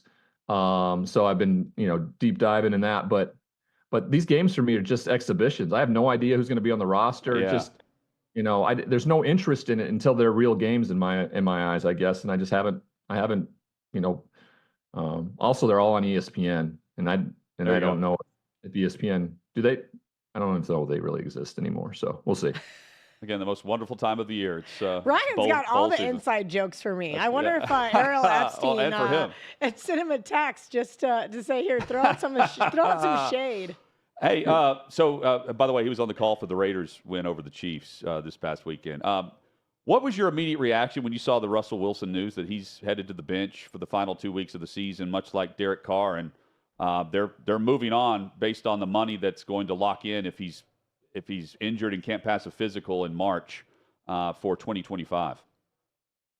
Yeah, I couldn't understand it, at all. Now, the loss to New England may have expedited the process, because if they don't lose to New England, they're one game out of Kansas City. And so that one's going to haunt them a little bit. But just real quick, don't you think they'd be doing the same thing, though? They're still, I know it's small. I wouldn't bet on them making the postseason. They have most teams and coaches say we're not mathematically eliminated. They try to hammer this home. What they're saying is they would rather sacrifice the final few weeks of the season, hypothetically, because they could still win games, and instead save money from being locked in for 2 years on Russell Wilson. Based on this stance, wouldn't they be doing this either way? Well, it sure sounds like they wanted to do it weeks ago. So, yeah, I mean, this is. I will say this, and you hope new ownership, because the Bolins were great owners, but Pat wasn't really involved late in his life, and so you had to really rely on John Elway and things like that, and that didn't go that well. But the Denver Broncos are really making a run for one of the most chaotic franchises in all of the league, with how they handled the situation a year ago with Nathaniel Hackett, then bringing in Sean Payton and giving away the draft picks and doing all that, the Russell Wilson scenario. I mean, this is something you expect from the Jets. I mean, you wouldn't expect it from a franchise that's won multiple Super Bowls in the last couple decades. So it's unfathomable to me. I know this, and it was disheartening I think for some to see Sean Payton stand up in front of the microphone yesterday and talk about this being a football decision. Yeah, it's like that hostage in the film where he's saying all the right things, or she's saying all the right things, but she's like sending Morse code with blinking for people back home to like, hey, I'm a hostage, come save me. He went out and took a bullet in front of the ownership, I think, and said they were there to save money, and he's there to say that Jarrett Stidham, a starting quarterback who's 0-2 and fourth team, is going to be the difference maker than a Hall of Fame quarterback in Russell Wilson, who was having his best season in Denver, the best red zone efficiency there was. It doesn't make any sense. But I don't get it twisted either. I don't believe for a second that Sean Payton and Russell Wilson had a very good relationship either. I don't think it's the reason why he's not playing quarterback anymore. But I think that was going to be something that was going to rear its head this offseason as well. How about the story in Cleveland? They're on their fourth quarterback, and Joe Flacco is spinning it. He's putting up it's not like they're just going through the run game. What do you make of the Browns? They play tonight against the Jets. And how far is Cleveland capable of taking this in the postseason, Ryan? Well, I mean, there's an outside chance they could be the number one overall seed, if you can believe that. That's crazy. And so, away we go. The year that they won a Super Bowl with Joe Flacco in Baltimore, they weren't the home field advantage team. They went on the road a bunch. They went to Denver and threw that Hail Mary type of play. And then he went on a run. And this team has a great defense. They can run the football. They have special skill position players. Njoku has come out of his shell with Joe Flacco in this offense. Wouldn't it be crazy if he would have that kind of run, the best postseason, a Nick Foles type of thing, and this team, the Cleveland Browns, would go on and find a way to win a championship or get to a championship and to not have their guaranteed contract quarterback and Deshaun Watson being the one? I mean, I think this season, for whatever reason, is lending itself to some pretty outrageous outcomes. I do think that could be the case. I do think for the first time, we may not know, truly who's going to get to the Super Bowl. I think there may be a 5, 6, or 7 seed this year that surprises somebody. Oh, I think I know who's going to get to the Super Bowl this year, and so I'm going to skip. I'm going to skip ahead. Okay. I want to talk I wanted to talk Detroit-Dallas because I think that's going to be a very exciting game. But now we're going to skip ahead because I think Baltimore is going to end up in the Super Bowl. But I do have a little concern about the Miami Dolphins this week. Talk to me about Miami possibly getting their second win over a team that might actually be above 500. It would be a different story if it was in Miami, I think. Not to say that Lamar Jackson isn't just amazing. Can you believe this stat that Lamar Jackson in his career has only lost 9 games on the road in his entire career? He's not even in double-digit losses as a starting quarterback. What travels in the NFL? Defense, rushing, and Lamar Jackson, apparently. That's all you need. So 2 of their losses this year have come at home. And I don't know about the pressure of that and everything. The biggest difference for me is for Baltimore. They're 1-3 in the playoffs with Lamar Jackson. This is another opportunity for them. They went on the road and defeated a Super Bowl contending team in San Francisco. They got to do it again. They've had to do it for 2 consecutive weeks. They had to go down to Jacksonville, where Jacksonville was starting to, make a name and say, this is where we're going to be, and pummeled them. Did the same against San Francisco. They got to do the same against Miami. I think they will too. And ultimately, poor Miami, I think they end up losing to the Bills in the final week, and they don't even end up winning the AFC East, unfortunately. Ryan, Kelly and I both want to ride with Detroit this week as they travel to Dallas. Dallas, they don't lose at home as of late, right, Kelly? I mean, it's we want to back the Lions. That's what I've been told. Yeah, but the Lions, of course, clinch their playoff spots. They haven't won a playoff game since '91 against Dallas. Which of these teams do you trust the most? Which of these teams are you backing to go further in the postseason as we sit here today? I don't really trust either of them. They've proven that fact. Big opportunities for Detroit on the road at Baltimore, embarrassed after beating the Chiefs in week 1. Homecoming, everybody talking about this is the new Lions. The Seattle Seahawks come in and whoop them.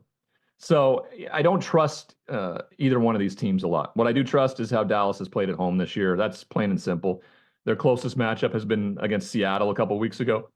That Seattle team was incredibly desperate and played so.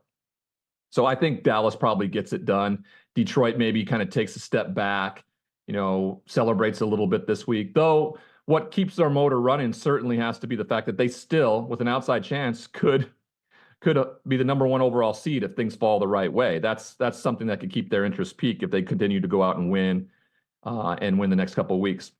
What's really interesting to me is the possibility, and there's a real possibility, that the Rams get in, and either wherever Detroit falls, whether the 2 seed or the 3 seed, we could see a Rams at Detroit. Matthew Stafford returns in a game where they match up against the quarterback that they said that couldn't get it done against the one that they said it could, who did, and away we go. So this year's playoffs are going to be a lot of fun. Detroit, congratulations to that team and everything. I just think they ultimately, go on the road and take on a team that's upset and angry and has a bit of a chip on their shoulder and wants to get some revenge here on the second to last weekend of the season. Finally, we mentioned you were in KC this past weekend and saw the loss to Vegas. Meanwhile, Jalen Hurts has said that he feels like his team at certain points lacks that commitment. Things in Philly and KC just seem a bit off. What do you make of the vibe just having been there at Arrowhead and what we've seen from both of these franchises thus far? Well, I just think that, when you go to the Super Bowl, when you go and do the things that both of these teams have done over the last year, expectations are incredibly high, and you can never meet the expectations of the fan, of the media member who is writing an article or a story, or you just never will once you set them that high. The NFL is difficult no matter who you are. And, Patrick Mahomes and the Chiefs have made it look rather easy over the last 5 years, and things are tough right now.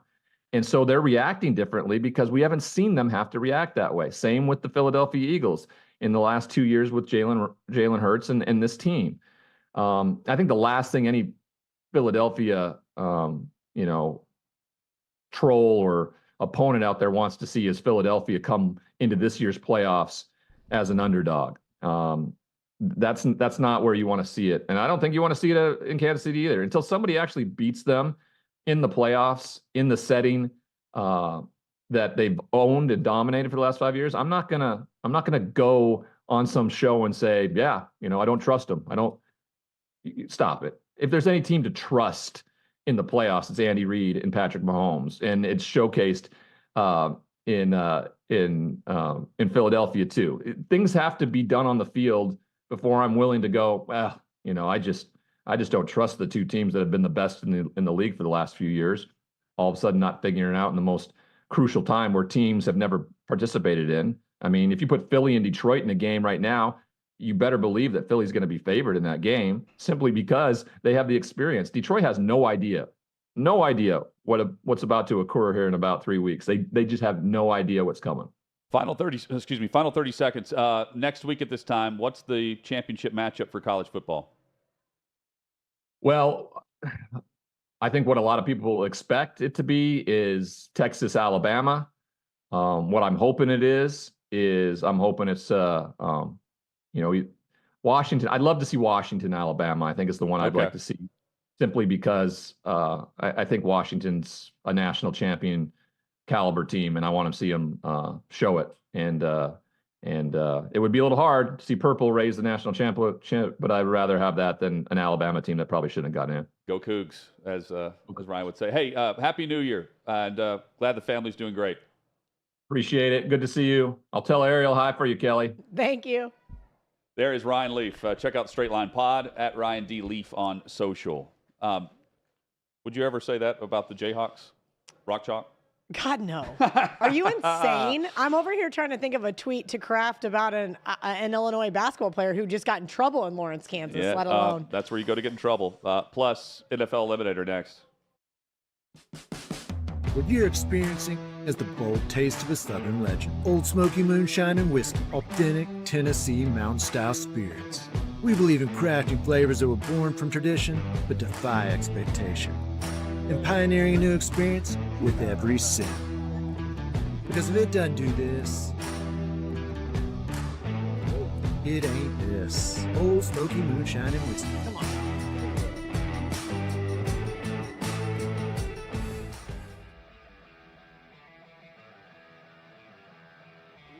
Welcome into OutKick the show. I am Clay Travis, your fearless leader. I am going to continue to argue that sports is one of the great unifying forces in all of American life.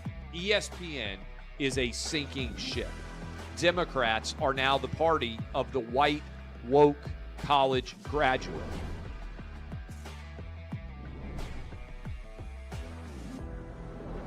We live in a land of participation trophies. You gotta lean into the turns.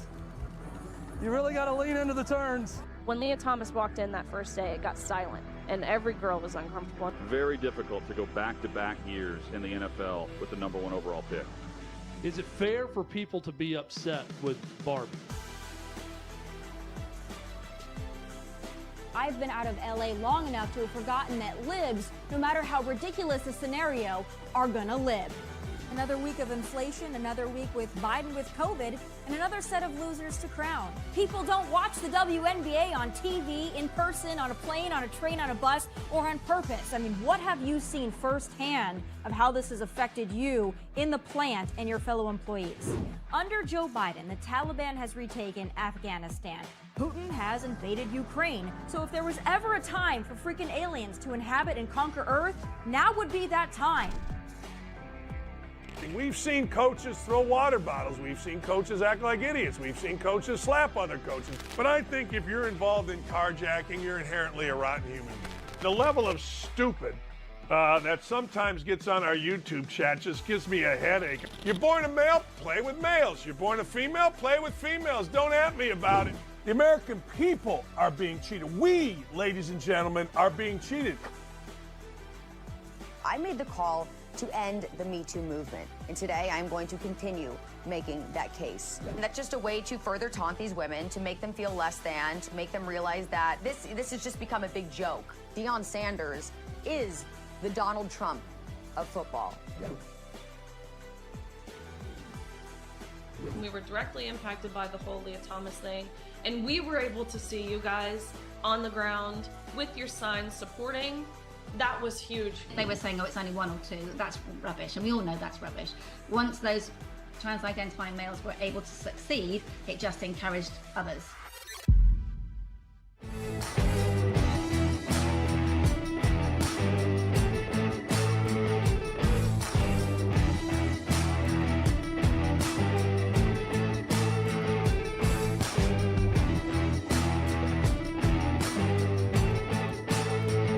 Smoky Moonshine and Whiskey. A bold taste of a Southern legend.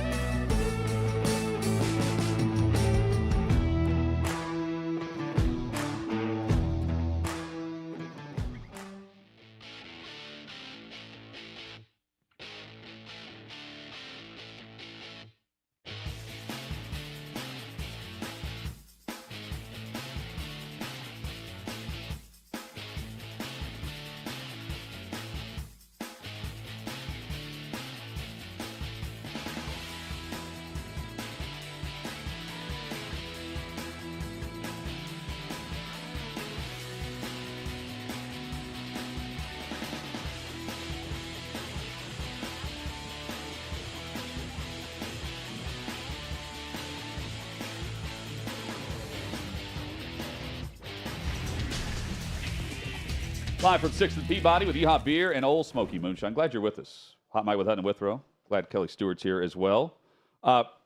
Starting next week, it's starting on January the 3rd. The only place to catch OutKick's original content with the shows live will be at OutKick.com. Over at the website, OutKick.com, you go there. You can watch all the shows live stream. You just click on the Watch tab, and you'll be able to find us. You won't miss a beat. You can catch up on YouTube post-show. We'll have posts and more. But yeah, just head over to OutKick.com/watch. Your one-stop shop for all things OutKick, streaming live starting January 3rd, OutKick.com/watch. The jacket is on. The jacket is on. It is because you're cold, but also because it's game day. I am cold in here. But also it's game day. It is game day. Pull the laptop down so they can see the logo. Yeah, there you go. Awesome. Wildcats.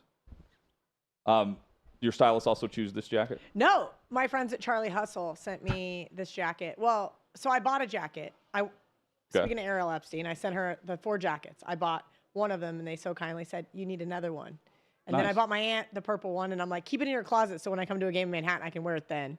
But I had, in Florida, I only need so many jackets. Right. You're cold if you leave the state. Yeah, like today. It's cold in Nashville. It is cold today. I'm waiting for it to start snowing. I don't know if it's supposed to or not. No, it's like 51 degrees. It's not going to snow. It never snows here. It snows like once a year, and it's normally in like February, like early February. Ugh. Don't visit them. Yeah, no. And you guys had tornadoes like 2 weeks ago, like hard pass. Yeah, it's tornado season in September, late, early winter. No. Late fall, and then there's always one in spring. I grew up in Kansas. I've had enough tornadoes for the rest of my life. I'm out. Yeah, they have tornado alleys here. It normally hits around the same area every time. I guess that's normal, but I find it bizarre.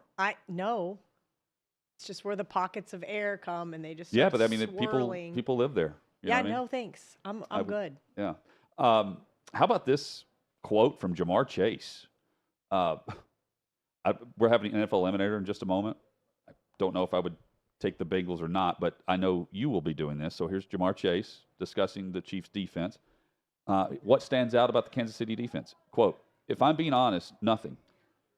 They just know how to play us. It's not really like they got Jalen Ramsey on their squad. Ooh. That from Jamar Chase. How about that? Not mad at him. I don't. He's not wrong. No, I love it. But let's not give them bulletin board material for their locker room. Yeah, but no one does that anymore, really. I don't know. You know, everybody's on everybody's podcast, and yeah, you're probably lovey-dovey. See, if I was a head coach, I would just pen up. You guys are 13.5-point underdogs this week. That's what Vegas thinks of. Everybody's how crap dropping F-bombs on podcasts, but they don't want to fight. They're trading uniforms after a game, right after a loss, signing, putting Bible verses on a number, and no, I miss when we're people so hated happy. each other. That was so fun. I miss it too. I want that. That's why I love hockey. If I'm a fan of any team, I want that team and that player to, if there's a loss, they don't have to. The players don't feel as bad about losses as you, the fan. They don't. They don't have to. But I mean, they have a 10-minute cool-off period. You want them to fake it? No. I want them. I don't want them to fake it. I want them to be playing a game that actually means something to them.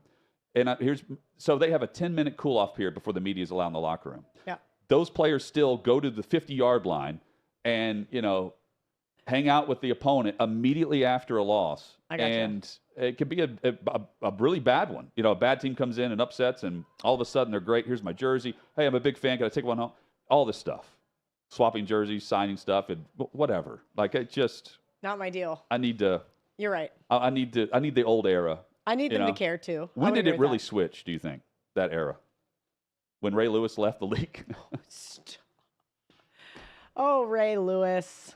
You know, I need that. You know when it stopped? When the rules changed. I mean, it was not, what, 2-3 years ago when Mason Rudolph got bonked over the head with a football helmet. I mean, people still hate each other. No, that was a while back, though, I thought. But Rudolph hasn't been in the league forever, but yeah. They still hate each other, but not to the degree that, I don't know. Like certain teams still hate each other. I would say the AAU circuit. I know that's a big thing for basketball. The camps in which we see for football has really made it to where you just know all these people ahead of time before you get to the collegiate ranks and then obviously to the pro ranks. Interesting. But free agency was big then, too, prior to the AAU circuit, right? And hoops, I know what you're saying. Football, I don't know. Everybody always knows everyone, though. They're always, Maybe. go to a Super Bowl party and half the league's there. If you're the who's who. You're waiting 5 hours for Lil Wayne to play. Chad and I did that. Scheduled to play at 9:30, so we got there at 10, knowing it would go on late, and he went on at like 2:15. That sounds terrible. It was a blast. I mean, I love Lil Wayne, but I'm not waiting It was 5 a hours. blast. We talked about this yesterday. I don't wait. Outcast opened for him. Not Andre wasn't there though. Andre 3000. Of course he wasn't. No. So there's the tweet from Jamar Chase again. Thank you. Thank you for the vitriol. It does help the fans, though.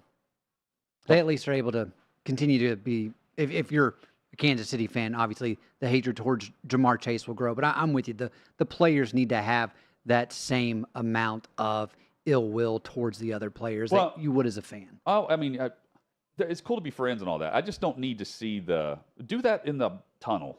That goes on in the tunnel too. Do that in the tunnel. I don't need to see the game's over now. Russell Wilson. I mean, the Broncos are basically doing that right now. We hate Russell Wilson, but fans, screw you. Whoops. We're going with Jarrett Stidham. NFL Eliminator. I started out great, and then I chose the Houston Texans. I don't know what week this was, week 6, 7, when they went to Atlanta. I thought Houston was on that roll. C.J. Stroud was really starting to turn a corner his rookie year, and then they lost to the Atlanta Falcons. Yeah, you go on the road. That's tough. That's a tough place to play. Not really. It's tough enough for a rookie. No, it's not. It's not tough to play. You can kick field goals and beat Atlanta because Arthur Smith's not giving the football to anybody good. Hud, I'm looking at this. You've actually picked the Texans twice. Both times you picked them, they found a way to I lose. know. And who did they play the week 14? Was it the Titans? It was week 5 and week 14. Yeah, I wonder if they played the Titans that week. Anyway. No, the Titans they lost to. Yeah. They beat the Titans in Tennessee. Okay, so because I told you Derrick Henry had a terrible game, remember? And then you followed up. I was hoping for a tie. The tie. Oh, I love ties. Yeah, in you're NFL. right. They won. I don't know who the Texans lost to, but they've lost 2 games based on my picks. I hate this, but pick things back up. Davey, run us through what we're currently updating because Chad has been eliminated, right? Chad picked the Broncos this past weekend. As we know, they lost to the New England Patriots. I know we actually forgot to update week 16 on there, so it's kind of funny because the Chiefs and the 49ers, as you can see, looks like they both lost this week, and the Dolphins are the one team that won. So what you got a terrible.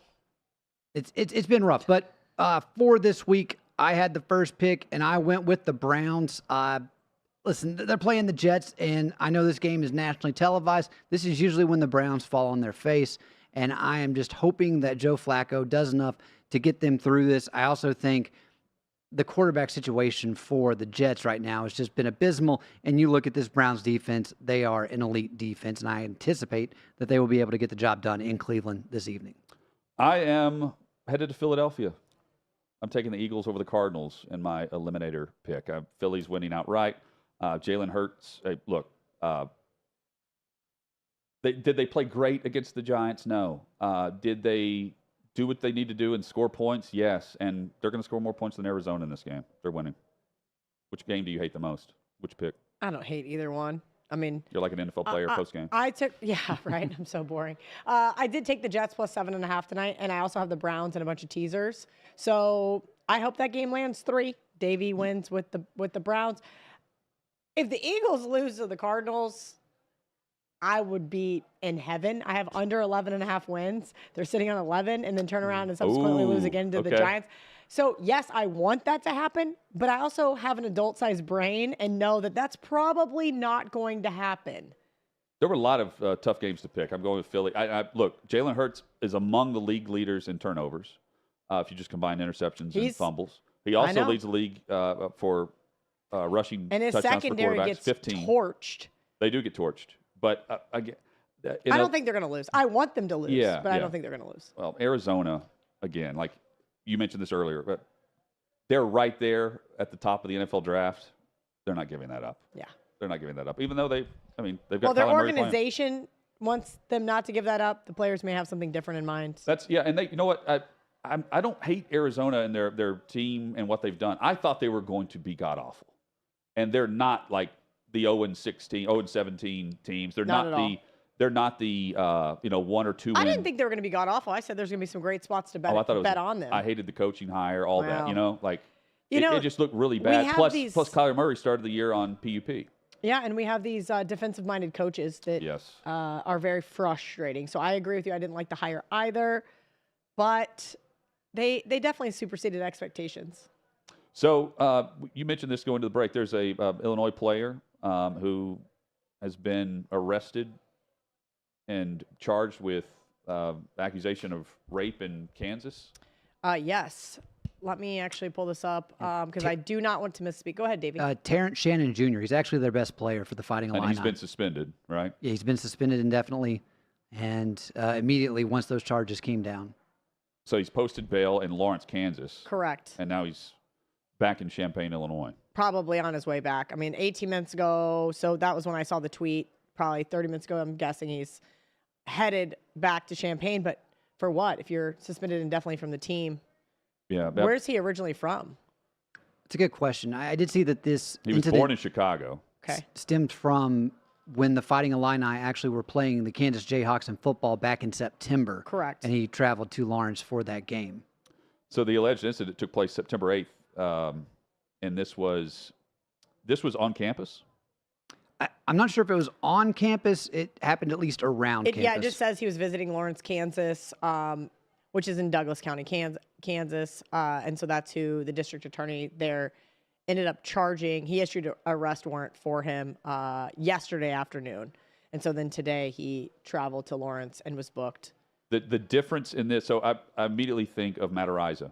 The difference is that they're bringing charges, criminal charges. That's a huge difference in the two incidents. See, when side note, when I was doing the show with Chad and we were speaking about what had happened in Manhattan, Kansas with a player, and there was a lot of accusations of domestic violence being said, and I said, then they would have brought charges. Right. So I know several people, especially in Manhattan, Kansas, and I spoke to people within the police department. They said if they wanted to charge him, they would.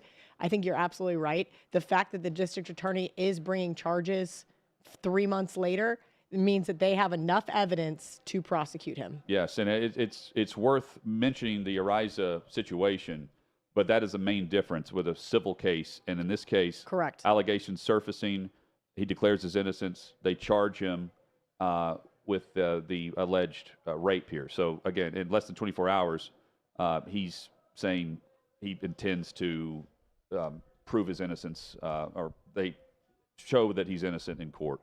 And take his case to trial.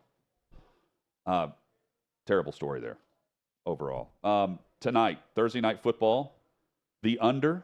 We've been playing the under all year in primetime games. We're doing it again? No, I can't do it. Why? I can't take this under. 34?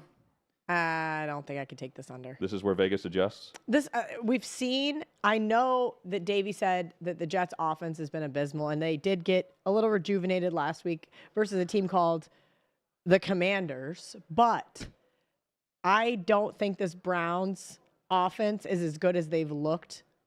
Okay. And that's the reason why I won't take the over. Joe Flacco is like the second coming of Joe Montana. You said it yourself. I told you I liked his passing yards under tonight. So that's why I cannot take the over. I need my bets to coincide.